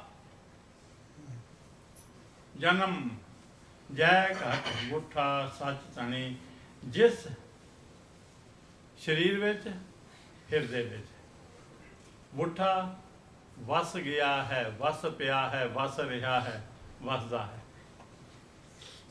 ਇਹ ਨਹੀਂ ਕਿ ਲੋੜ ਪਈ ਤੇ ਵਸਿਆ ਸੀ ਤੇ ਹੁਣ ਭੁਲਾ ਦਿੱਤਾ ਮੈਂ, ਨਹੀਂ, ਵਸਿਆ ਤੇ ਫਿਰ ਵਸਿਆ ਹੋਇਆ ਹੀ ਹੈ। ਉਸ ਦਾ ਜਨਮ ਹੀ ਸਫਲ ਹੈ ਜਿਹੜਾ ਹਰ ਵੇਲੇ ਪਰਮਪਿਤਾ ਪਰਮਾਤਮਾ ਨੂੰ ਆਪਣੇ ਹਿਰਦੇ ਵਿੱਚ ਵਸਦੇ ਨੂੰ ਦੇਖਦਾ ਹੈ, ਅੰਦਰ ਵਸਦਾ ਹੈ, ਵਸ ਰਿਹਾ ਹੈ। ਮਹਿਲਾ ਪੰਜਵਾਂ, ਧਣੀ ਦਾ ਅਰਥ ਹੋ ਚੁੱਕਾ ਹੈ, ਖਸਮ ਸਾਈਂ ਪਿਆਰਾ ਮਾਲਕ। ਤੇ ਇੱਕ ਗੱਲ ਆਪਾਂ ਧਿਆਨ ਵਿੱਚ ਰੱਖਣੀ, ਜੇ ਉਹ ਸਾਡੇ ਹਿਰਦੇ ਵਿੱਚ ਨਹੀਂ ਵਸਿਆ ਤਾਂ ਫਿਰ ਅਸੀਂ ਆਪਣੇ ਆਪ ਨੂੰ ਸਫਲ ਜਨਮੀ ਨਾ ਸਮਝੀਏ। ਮੇਰਾ ਜਨਮ ਸਫਲ ਹੋ ਗਿਆ ਹੈ ਉਹ ਨਾ ਸਮਝੀਏ, ਹਾਲੇ ਹੋਰ ਕੋਸ਼ਿਸ਼ ਕਰੀਏ ਕਿ ਉਹ ਮੇਰੇ ਅੰਦਰ ਵਸ ਜਾਵੇ, ਉਹਦੀ ਯਾਦ, ਉਹਦੇ ਗੁਣ ਮੇਰੇ ਅੰਦਰ ਵਸ ਰਹੇ ਹੋਣ। ਲੋਇਣ ਲੋਈ ਡਿਠ, ਇਹਨੂੰ ਲੋਈ ਡਿਠ ਨਹੀਂ ਕਰਨਾ। ਲੋਈ ਇਹ ਜਿੱਥੋਂ ਤੱਕ ਦਾਸ ਨੂੰ ਸੋਝੀ ਬਖਸ਼ੀ ਗੁਰੂ ਜੀ ਨੇ, ਇਹ ਅਸਲ ਵਿੱਚ ਇਹ ਨਾਮ ਹੈ, ਗੁਣ ਨਹੀਂ ਹਨ। ਲੋਈ, ਇਹ ਲੋਈ ਇੱਕ ਥਾਂ ਤੇ ਕਬੀਰ ਮਹਾਰਾਜ ਨੇ ਵਰਤਿਆ, ਤੇ ਕਿਉਂਕਿ ਉਹਨਾਂ ਦੀ ਘਰਵਾਲੀ ਦਾ ਨਾਮ ਲੋਈ ਸੀ ਕਰਕੇ ਅਸੀਂ ਉਸ ਨੂੰ ਪੂਰੀ ਤਰ੍ਹਾਂ ਸਮਝ ਨਹੀਂ ਸਕੇ ਕਿ ਕਬੀਰ ਮਹਾਰਾਜ ਜੀ ਕੀ ਕਹਿ ਗਏ। ਕਹਿਤ ਕਬੀਰ ਸੁਣੋ ਰੇ ਲੋਈ, ਅਬ ਤੁਮਰੀ ਪ੍ਰਤੀਤ ਨਾ ਹੋਈ। ਜ਼ਿਆਦਾ ਨਹੀਂ, ਛੋਟਾ ਜਿਹਾ ਕਰ ਦੂੰ ਥੋੜਾ ਜਿਹਾ। ਜੇ ਆਪਣੀ ਘਰਵਾਲੀ ਨੂੰ ਕਿਹਾ ਹੁੰਦਾ ਨਾ ਤਾਂ ਉਹ ਇਸਤਰੀ ਲਿੰਗ ਹੈ, ਇਸਤਰੀ ਹੈ, ਔਰਤ ਹੈ, ਸੁਪਤਨੀ ਹੈ, ਵਾਈਫ ਹੈ, ਫੀਮੇਲ ਹੈ, ਤੇ ਉੱਥੇ ਫਿਰ ਰੇ ਨਹੀਂ ਸੀ ਹੋਣਾ, ਰੀ ਆਉਣਾ ਸੀ। ਕਹਿਤ ਕਬੀਰ ਸੁਣੋ ਰੀ ਲੋਈ, ਜਿਵੇਂ ਹੈ ਰੀ ਬਾਈ, ਬੇਟੀ ਦੇਣ ਨਾ ਜਾਏ, ਰੀ ਬਾਈ, ਰੇ ਬਾਈ ਨਹੀਂ। ਹਾਲਾਂਕਿ 22 ਅੱਖਰ ਮਾਲਵੇ ਵਿੱਚ ਭਰਾ ਨੂੰ, ਪਿਓ ਨੂੰ, ਚਾਚੇ ਤਾਏ ਨੂੰ, ਦੋਸਤ ਮਿੱਤਰ ਆਪਣੇ ਵੱਡੇ ਨੂੰ ਕਿਹਾ, ਬਾਈ ਜੀ ਕੀ ਹਾਲ ਹੈ, ਬਾਈ ਬੋਲਦੇ ਹਨ, ਪਰ ਉੱਥੇ ਹੈ ਰੀ ਬਾਈ, ਰੀ ਬਾਈ ਬੇਢੀ ਦੇਣ ਨਾ ਜਾਈ। ਸੋ ਜੇ ਆਪਣੀ ਘਰਵਾਲੀ ਨੂੰ ਕਿਹਾ ਹੁੰਦਾ ਤਾਂ ਉੱਥੇ ਸੀ ਰੀ। ਲਿਖਿਆ ਹੈ ਕਹਿਤ ਕਬੀਰ ਸੁਨੋ ਰੇ ਲੋਈ। ਰੇ ਲੋਈ ਦਾ ਭਾਵ ਹੋਏਗਾ ਹੇ ਲੋਗੋ, ਦੁਨੀਆ ਵਾਲਿਓ।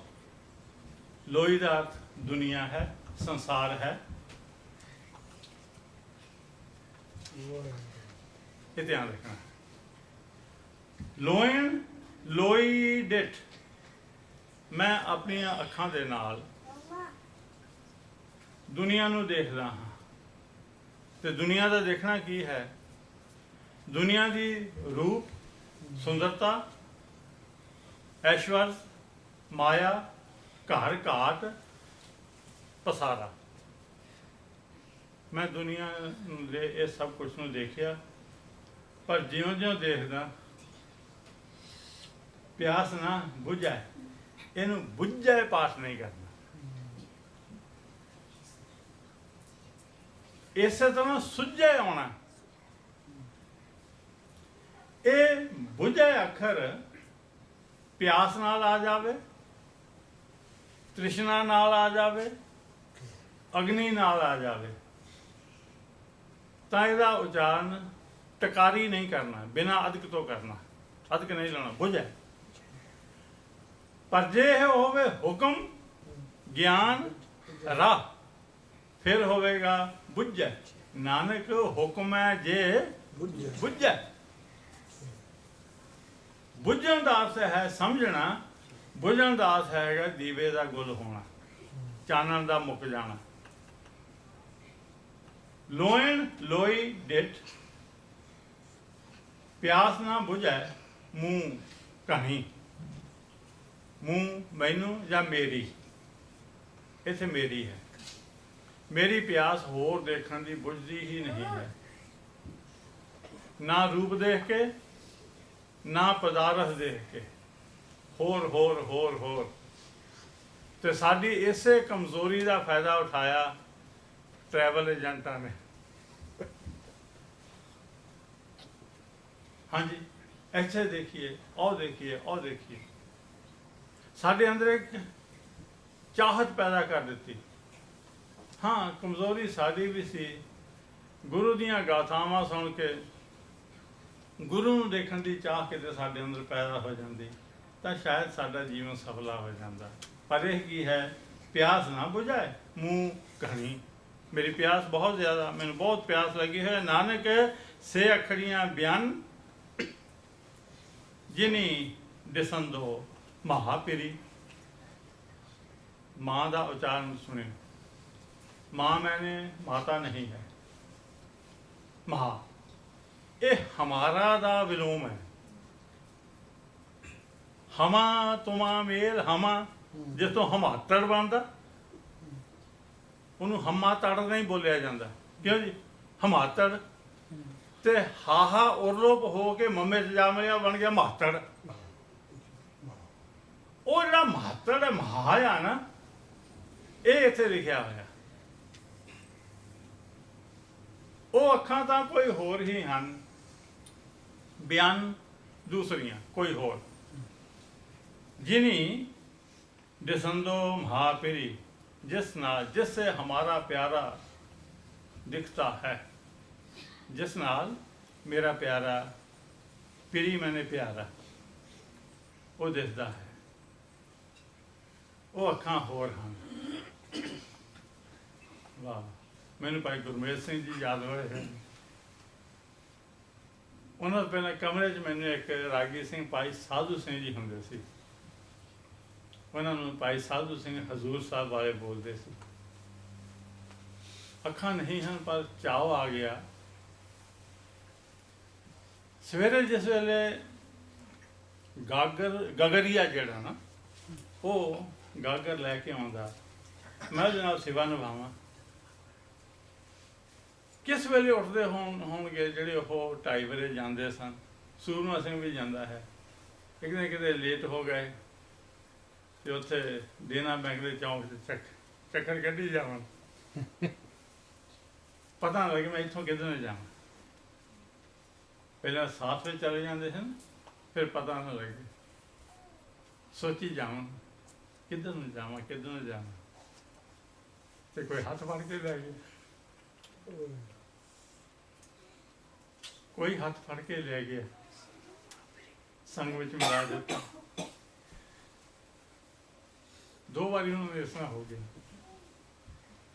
एक जिन्हां नाल मेरा प्यारा दिसदा है वो ये अखां नहीं हन हुण देखो इन्हां अखां दी संभाल वास्ते आपां किन्ना कुछ करदे हां कि वो ज्ञान ते वैराग दी अखां दी भी साਂਭ संभाल असीं करदे हां जिन्हां नूं कहंदे ने फरीद महाराज जी ये 2 नैना मत वो है अखां नहीं हन वो है ज्ञान वैराग दी अखां जिन्हां नाल मेरे प्यारे ने दिसना है नानक से अखड़ियां बयान हम देखो अपने आप से नन्ना रुकता देखा मुँह बयान न ऐसा नहीं नानक से अखड़ियां बयान क्योंकि पहला भी टिप्पी लगी हुई है फिर भी नन्ना आ गया है ऐसा उच्चारण इस तरह रखना जिन्हें दिसंदो महापीरी जिन्हें ना दिसंदो दिसंदो दिसदा है मेरा प्यारा जिन्हें ना दिसदा पौड़ी जिन जन गुरमुख से विया तिन सब सुख पाई जिन्होंने गुरु के सन्मुख हो करके अपना मुँह गुरु पर रख के ही गुरु की सेवा की हुक्मां नूं मन के जीवन जीविया है ਉਹਨਾਂ ਨੇ ਸਾਰੇ ਸੁਖ ਪਾ ਲਏ ਹਨ। ਉਹ ਆਪ ਤਰਿਆ ਕੁਟੰਬ ਸਿਉ ਸਭ ਜਗਤ ਤਰਾਈ। ਉਹ ਆਪ ਵੀ ਤਰ ਗਿਆ ਵਿਸ਼ੇ ਵਿਕਾਰਾਂ ਵਿੱਚੋਂ, ਆਪਣੇ ਪਰਿਵਾਰ ਨੂੰ ਵੀ ਤਾਰ ਗਿਆ ਮਾੜੀਆਂ ਖਸਲਤਾਂ ਵਿੱਚੋਂ, ਭੈੜੇ ਖਿਆਲਾਂ ਵਿੱਚੋਂ, ਭੈੜੇ ਕਰਮਾਂ ਵਿੱਚੋਂ, ਤੇ ਉਹਦੀ ਸੰਗਤ ਕਰਨੇ ਕਰਕੇ ਸਾਰਾ ਜਗਤ ਤਰ ਗਿਆ ਹੈ। ਤਰਾਈ ਨਹੀਂ, ਤਰਾਈ, ਤਰਾਵਣ ਵਾਲਾ ਬਣ ਗਿਆ ਹੈ ਉਹ ਬੰਦਾ, ਜਗਤ ਤਾਰਨ ਵਾਲਾ ਬਣ ਗਿਆ ਹੈ। ਸ਼ਾਇਦ ਇਸੇ ਵਾਸਤੇ ਆਪਾਂ ਨੂੰ ਆਖਿਆ ਹੈ, ਮਨ ਮੇਰੇ ਤਿੰਨ ਕੀ ਓਟ ਲੈ, ਮਨ ਤਨ ਆਪਣਾ ਤਿੰਨ ਜਾਂਦੇ, ਜਿਨ ਜਨ ਆਪਣਾ ਪ੍ਰਭੂ ਪਛਾਤਾ ਤੇ ਸੋ ਜਨ ਸਰਬ ਸੁਖ ਕਾ ਦਾਤਾ ਹੋ ਜਾਂਦਾ ਹੈ। ਸਭ ਜਗਤ ਤਰਾਈ, ਕੌਣ ਹਰ ਨਾਮਾ ਧਨ ਸੰਚਿਆ, ਸਭ ਤਿਖਾ ਬੁਝਾਈ। ਉਸਨੇ ਹਰੀ ਦਾ ਨਾਮ ਧਨ ਸੰਚਿਆ, ਇਕੱਤਰ ਕੀਤਾ ਹੈ, ਜਿਸ ਕਰਕੇ ਹੋਰ ਦੁਨੀਆ ਦੇ ਪਦਾਰਥਾਂ ਨੂੰ ਦੇਖ ਕਰਕੇ ਹੁਣ ਉਹਦੇ ਅੰਦਰ ਕਲਪਨਾ ਪੈਦਾ ਨਹੀਂ ਹੁੰਦੀ, ਤ੍ਰਿਖਾ ਹੀ ਬੁਝ ਗਈ ਹੈ। ਉਹਨੇ ਆਪਣੀ ਸਾਰੀ ਤ੍ਰਿਖਾ ਬੁਝਾ ਦਿੱਤੀ। ਤ੍ਰਿਖਾ ਪਿਆਸ, ਤ੍ਰਿਹ ਥਿਆ, ਡਿਜ਼ਾਇਰ, ਉਹਦੀ ਥਰਸਟ ਖਤਮ ਹੋ ਗਈ। ਕੋਈ ਉਸ ਨਾਲੋਂ ਕਿੰਨਾ ਅੱਗੇ ਲੰਘ ਗਏ ਧਨ ਕਮਾਉਣ ਵਿੱਚ, ਉਹ ਰਸ਼ਕ ਨਹੀਂ ਕਰਦਾ। ਕੋਈ ਕੈਸਾ ਜੀਵਨ ਜੀ ਰਿਹਾ ਹੈ, ਉਹ ਚਿੰਤਾ ਨਹੀਂ ਕਰਦਾ, ਪਰ ਉਹ ਇਸ ਹਰੀ ਨਾਮ ਧਨ ਨੂੰ ਇਕੱਤਰ ਕਰਨ ਵਿੱਚ ਲੱਗਾ ਹੋਇਆ ਹੈ। ਤੇ ਫਿਰ ਉਹ ਧਨ ਇਕੱਤਰ ਕਰ ਲਿਆ।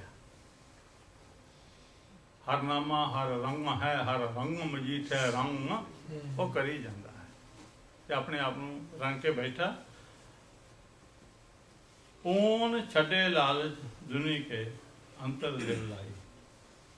ਅੰਦਰ ਵਸਦੇ ਹੋਏ ਸਾਈਂ ਨਾਲ ਉਹ ਆਪਣੀ ਸੋਚ ਨੂੰ ਇੱਕ ਰਸ ਜੋੜ ਕੇ ਬੈਠਾ। ਲਿਵ ਇੱਕ ਰਸ ਜੋੜਨਾ, ਇਹ ਨਹੀਂ ਕਦੀ ਜੋੜ ਲਿਆ ਕਦੀ ਨਾ ਜੋੜ ਲਿਆ।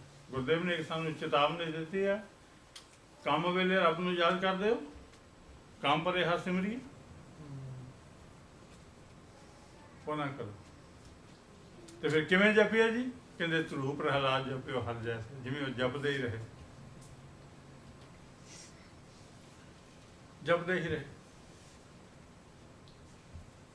ਅੱਜ ਸਵੇਰੇ ਮੈਂ ਬੱਚਿਆਂ ਦੀਆਂ ਕਹਾਣੀਆਂ ਵਾਲੇ ਰੇਡੀਓ ਦੇ ਉੱਤੇ ਨਾ, ਆਪ ਵੀ ਛੋਟਾ ਜਿਹਾ ਬੱਚਾ ਬਣ ਕੇ ਇਹ ਕਹਾਣੀ ਸੁਣ ਰਿਹਾ ਸੀ। ਉਹਦੇ ਵਿੱਚ ਮੈਨੂੰ ਇੱਕ ਗੱਲ ਵੀ ਬੜਾ ਸਵਾਦ ਆਇਆ। ਅਸੀਂ ਤਾਂ ਇਹੋ ਹੀ ਪੜ੍ਹਦੇ ਸੁਣਦੇ ਆਏ ਨਾ ਕਿ ਸ਼ੇਖ ਫਰੀਦ ਦੀ ਮਾਂ ਉਹਦੇ ਵਾਸਤੇ ਮਿਠਾਈ ਰੱਖ ਦਿੰਦੀ ਸੀ, ਤੇ ਇੱਕ ਦਿਨ ਉਹ ਰੱਖਣਾ ਭੁੱਲ ਗਈ। ਉਸ ਦਿਨ ਫਿਰ ਅੱਲਾਹ ਤਾਲਾ ਨੇ ਉਹਨੂੰ ਸ਼ੱਕਰ ਰੱਖ ਦਿੱਤੀ ਤੇ ਉਹ ਬਹੁਤੀ ਰੱਖ ਦਿੱਤੀ। ਅੱਜ ਇਹਦਾ ਇੱਕ ਨਵਾਂ ਢੰਗ ਸੁਣਿਆ, ਵਾਹ ਵਾਹ।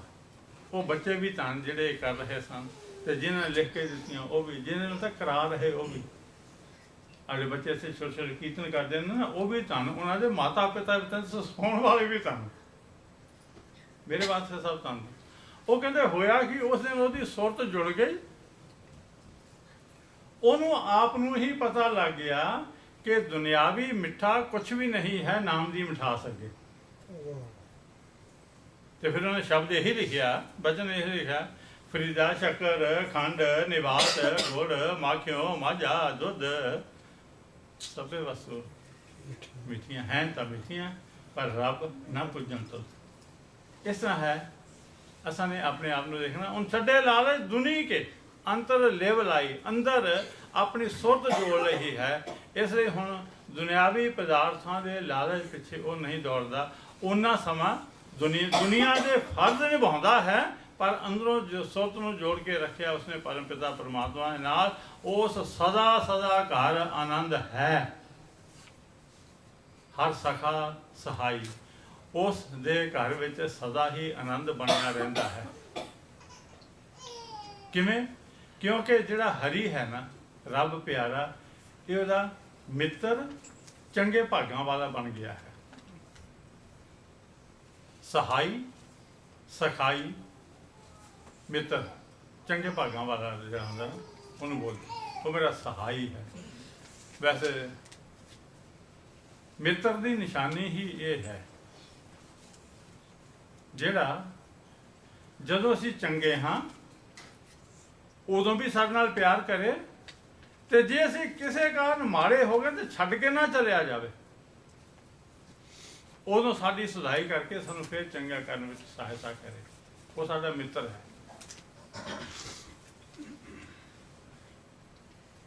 ਮੈਂ ਲੱਭਦੀ ਫਿਰਦੀ ਹਾਂ ਮੈਨੂੰ ਐਸਾ ਮਿੱਤਰ ਮਿਲ ਜਾਵੇ।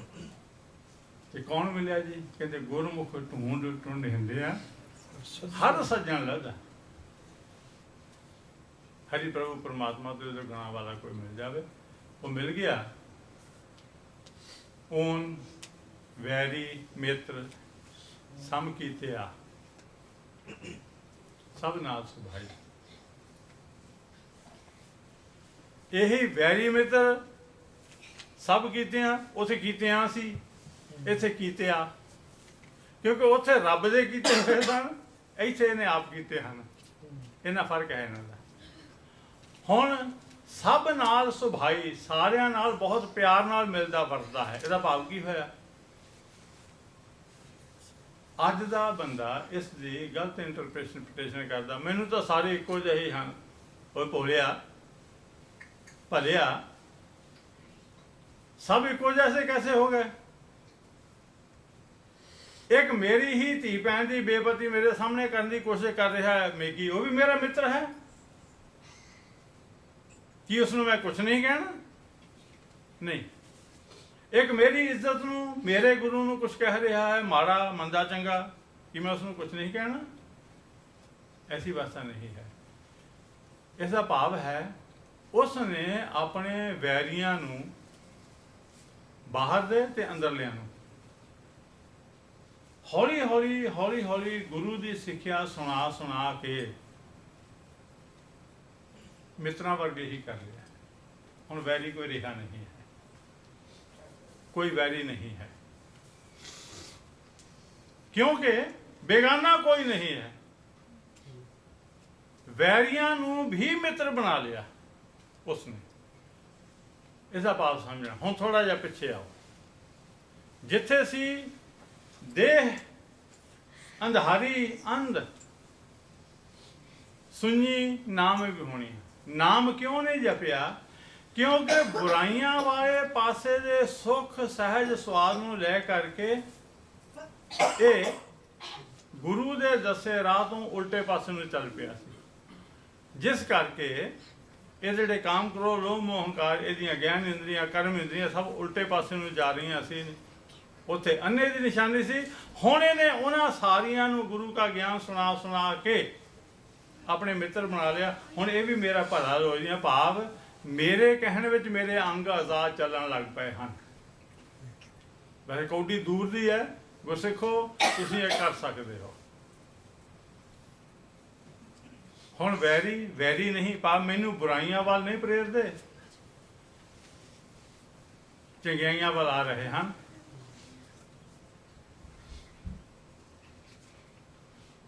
सब नाल सुभाई, सारे नाल चंगी तरह विचरदा है। हुआ ओही अल जग में गुर ज्ञान जपाई। जगत विच ओही प्रगट होया है, ओही सफल होया है। अल कई सारे उल लिखा मिलेगा, जाप साहब पढ़ोगे ना तो उसे उल मिलेगा। नमस्तुल समस्तुल अगंजुल नहीं में वो पहले अखर ते आ जाए तो अल आ जाए। जिमें अल कायदा हुंदा सी ना, अल पहले शोभा देने वाला, शोभा देने वाला। हुआ ओही अल, ओही शोभा देने वाला, चमक वाला, भाव प्रगट हो गया, सफल हो गया है, जग में है, लोगों के सामने आया है। गुर ज्ञान जपाई, जिसनों गुरु का ज्ञान जिहड़ा सी ना वो जपन की गल करदियां ये आप भी जपन वाला होया ते गुरु की बख्शिश नाल होरनां नूं भी जपाउंदा जपाउंदा चलिया गया। ते जिस जिसने वो जपिया है ओही ओही इस दुनिया में सफल होया है, चमका मारदा है। पूर्व लिखिया पाया हरसियों बाने आई। ਹੁਣ ਇਹਦੇ ਵਿਚਾਰ ਮੈਂ ਤਾਂ ਇਹੋ ਹੀ ਕਰਾਂਗਾ, ਗੁਰੂ ਜੀ ਮੇਰੇ ਤੋਂ ਕਰਾ ਦਿੰਦਾ ਤਾਂ, ਕਿ ਅਸੀਂ ਪਹਿਲੇ ਜਨਮਾਂ ਵਿੱਚ ਕੁਝ ਨਾ ਕੁਝ ਕਰਦੇ ਆਏ ਹਾਂ, ਕੁਝ ਕਰਦੇ ਆਏ ਹਾਂ। ਰੱਬ ਜੀ ਨੇ ਸਾਡੀ ਘਾਲ ਅਜਾਈ ਨਹੀਂ ਗਵਾਈ, ਉਹ ਸਾਨੂੰ ਫਿਰ ਸਾਡੇ ਮੱਥੇ ਦੇਖੇ ਹੁਣ ਫਿਰ ਭੇਜ ਦਿੱਤਾ ਕਿ ਜਾਓ ਬਈ, ਤੁਹਾਨੂੰ ਇਹ ਚੀਜ਼ ਮਿਲਣ ਵਾਲੀ ਹੈ। ਉਹਨਾਂ ਨੂੰ ਗੁਰਮੁਖ ਮਿਲ ਪਏ, ਗੁਰੂ ਮਿਲ ਗਿਆ, ਚੰਗਿਆਂ ਦੀ ਸੰਗਤ ਮਿਲ ਗਈ। ਹੁਣ ਉਹਦੇ ਵੈਰੀ ਵੀ ਮਿੱਤਰ ਹੋ ਗਏ ਹਨ ਅਤੇ ਜੀਵਨ ਵਿੱਚ ਉਹ ਪ੍ਰਗਟ ਹੋ ਗਿਆ ਹੈ, ਉਸਦਾ ਨਾਮ ਚੰਗਾ ਹੋ ਗਿਆ ਹੈ, ਜੀਵਨ ਦੀ ਬਾਣੀ ਸਫਲ ਹੋਈ ਹੈ। ਦੱਖਣੇ ਮਹਿਲਾ ਪੰਜਵਾਂ ਸੱਚ ਸੁਹਾਵਾ ਕਾਂਢੀਐ, ਕੂੜੇ ਕੂੜੀ ਸੋਏ। ਇਹਨੂੰ ਕਾਢੀਏ ਪਾਠ ਨਹੀਂ ਕਰਨਾ, ਕਾਢੀਏ ਹੁੰਦਾ ਕੱਢਣਾ, ਕਾਂਢੀਏ ਹੁੰਦਾ ਨਾਸਕੀ ਬਿੰਦੀ ਲਾ ਕੇ ਕਹਿਣਾ, ਕਹਿਣਾ ਕਿਹਾ ਜਾਂਦਾ ਹੈ, ਕਿਹਾ ਤਾਂ ਜਾਂਦਾ ਵੀ ਸੱਚ ਸੁਹਾਵਾ ਹੈ। ਸੁਹਾਵਾ ਸੋਹਣਾ ਲੱਗਣ ਵਾਲਾ, ਸੁੱਖ ਦੇਣ ਵਾਲਾ। ਉਸ ਦਿਨ ਬਚਨ ਆਇਆ ਸੀ ਸੋਈ ਸੁਹਾਵਾ ਥਾਂ। ਸੁਹਾਵਾ ਇੱਕ ਸ਼ਹਿਰ ਵੀ ਹੈ ਵੈਸੇ ਸੁਹਾਵਾ, ਤੇ ਉਹਦਾ ਜ਼ਿਕਰ ਨਹੀਂ ਹੈ। ਸੱਚ ਕਿਹਾ ਜਾਂਦਾ ਹੈ, ਸੁੱਖ ਦੇਣ ਵਾਲਾ, ਸੋਹਣਾ ਹੈ। ਤੇ ਇਹ ਵੀ ਕਿਹਾ ਜਾਂਦਾ ਕੂੜਾ ਹੈ, ਕੂੜੀ ਸੋਏ। ਸੱਚ ਪਰਮਾਤਮਾ, ਗੁਰੂ ਦੇ ਦੱਸੇ ਪਰਮਾਤਮਾ ਦੇ ਗੁਣਾਂ ਤੋਂ ਬਿਨਾਂ। ਬਾਕੀ ਕੂੜਾ ਹੈ, ਕੂੜੀ ਸੋਏ। ਬਾਕੀ ਜਿਹੜੀਆਂ ਸੱਚ ਨਾਮ ਧਨ ਤੋਂ ਬਿਨਾਂ ਜਿਹੜਾ ਹੋਰ ਧਨ ਹੈ, ਝੂਠ ਮਾਰ ਕੇ, ਠੱਗੀ ਮਾਰ ਕੇ, ਧੋਖਾ ਕਰਕੇ ਕਮਾਇਆ ਹੋਇਆ ਧਨ। ਇਸ ਨਾਲ ਮੇਰੀ ਜਿਹੜੀ ਸੋਏ ਕਹੀਏ ਇੱਜ਼ਤ, ਆਵਾਜ਼, ਮੇਰਾ ਬੋਲ, ਨਾਮਨਾ, ਮੇਰਾ ਨਾਮ ਝੂਠਾ ਹੀ ਹੋਵੇਗਾ। ਕੂੜਾ ਕੂੜੀ ਸੋਏ। ਜੇ ਹੁਣ ਇਹਦੇ ਵਿੱਚ ਇੱਕ ਅੱਖਰ ਹੈਗਾ, ਉਹ ਹੈ ਨਹੀਂ, ਪਰ ਉਸਨੂੰ ਆਪ ਕ੍ਰੀਏਟ ਕਰਿਓ। ਇੱਕ ਪਾਸੇ ਸੱਚ ਨੂੰ ਆਖਿਆ ਸੁੱਖ ਦੇਣ ਵਾਲਾ, ਸੱਚ ਨੂੰ ਸੁੱਖ ਦੇਣ ਵਾਲਾ ਆਖਿਆ, ਤਾਂ ਫਿਰ ਕੂੜ ਕੀ ਹੋਵੇਗਾ? ਦੁੱਖ ਦੇਣ ਵਾਲਾ। ਇਸ ਸ਼ਬਦ ਨੂੰ ਇਸ ਤਰ੍ਹਾਂ ਵਿੱਚ ਰੱਖਣਾ। ਕੂੜੇ ਢੰਗ ਨਾਲ, ਮਾੜੇ ਢੰਗ ਨਾਲ ਦੁੱਖ ਦੇ ਕੇ, ਧੋਖਾ ਦੇ ਕਰਕੇ, ਹੱਕ ਮਾਰ ਕੇ ਕੀਤੀ ਹੋਈ ਕਮਾਈ ਦੀ ਜਿਹੜੀ ਸਾਡੀ ਸੋ ਬਣਦੀ ਹੈ, ਨਾਮ ਬਣਦਾ ਹੈ, ਵਡਿਆਈ ਬਣਦੀ ਹੈ, ਇਹ ਲੋਕ ਡਰਦੇ ਹੀ ਹਰ ਹਰ ਕਰਦੇ ਹੁੰਦੇ ਨੇ। ਖਿਆਲ ਰੱਖਣਾ, ਬਣੀ ਹੈ ਨਾ ਜਿਹੜੀ ਸੋਏ, ਇਹ ਕੂੜੀ ਹੈ, ਭਾਵ ਦੁੱਖਦਾਈ ਹੀ ਹੈ। ਉਹ ਕਰ ਲਓ ਗੱਲ। ਜਿਹੜਾ ਕਹਿੰਦਾ ਕਿੱਥੇ ਲਿਖਿਆ ਗੁਰੂ ਮਹਾਰਾਜ ਨੇ ਵੀ ਤੁਸੀਂ ਆਹ ਕੰਮ ਇੱਦਾਂ ਕਰਨੇ ਤੇ ਆਹ ਨਹੀਂ ਕਰਨੇ, ਉਹਨਾਂ ਇੱਦਾਂ ਵਿੱਚੋਂ ਲੱਭਣੇ ਪੈਂਦੇ ਹਨ। ਹੱਕ ਹਲਾਲ ਦੀ ਕਮਾਈ ਕੀਤਿਆਂ ਜਿਹੜੀ ਇੱਜ਼ਤ ਬਣੇਗੀ, ਸੁਖਦਾਈ ਹੋਵੇਗੀ, ਤੇ ਠੱਗੀ ਠੋਰੀ ਨਾਲ ਕੀਤੀ ਹੋਈ ਕਮਾਈ ਜਿਹੜੀ ਹੈ ਇਹ ਦੁਖਦਾਈ ਹੋਵੇਗੀ। ਕੋਈ ਸਾਡੇ ਮੂੰਹ ਤੇ ਕਹੇ ਨਾ ਕਹੇ, ਪਰ ਗੁਰਦੇਵ ਜੀ ਦੀ ਬਾਣੀ ਤੇ ਪਿੱਛੇ ਵੱਜੇ ਫੱਕੜੀ, ਉਹਦੇ ਪਿੱਛੇ ਲੋਕ ਤਾੜੀਆਂ ਮਾਰਿਆ, ਜਾ ਵੱਡਾ ਬਣਿਆ ਫਿਰਦਾ, ਮੈਂ ਜਾਣਨਾ।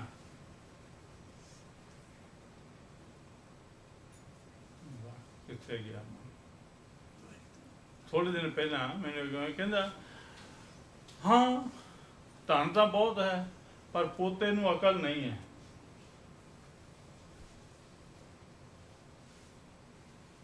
ਵਾਹ ਜੀ ਵਾਹ। ਇਹਦਾ ਭਾਵ ਕਿ ਗਰੀਬੜੀਆਂ ਦੇ ਮਨ ਵਿੱਚ ਆਪਣੇ ਉੱਪਰ ਪੈ ਰਹੇ ਵਾਧੂ ਦੇ ਬੋਝ ਦਾ ਭੜਾਸ ਕੱਢਣ ਦਾ ਕੋਈ ਥਾਂ ਮਿਲਦਾ ਨਹੀਂ, ਨਹੀਂ ਤਾਂ ਕੱਢ ਦੇਣ। ਕਿਸੇ ਬਹੁਤ ਵੱਡੇ ਅਮੀਰ ਬੰਦੇ ਦੀ ਗੱਲ ਚੱਲ ਰਹੀ ਸੀ,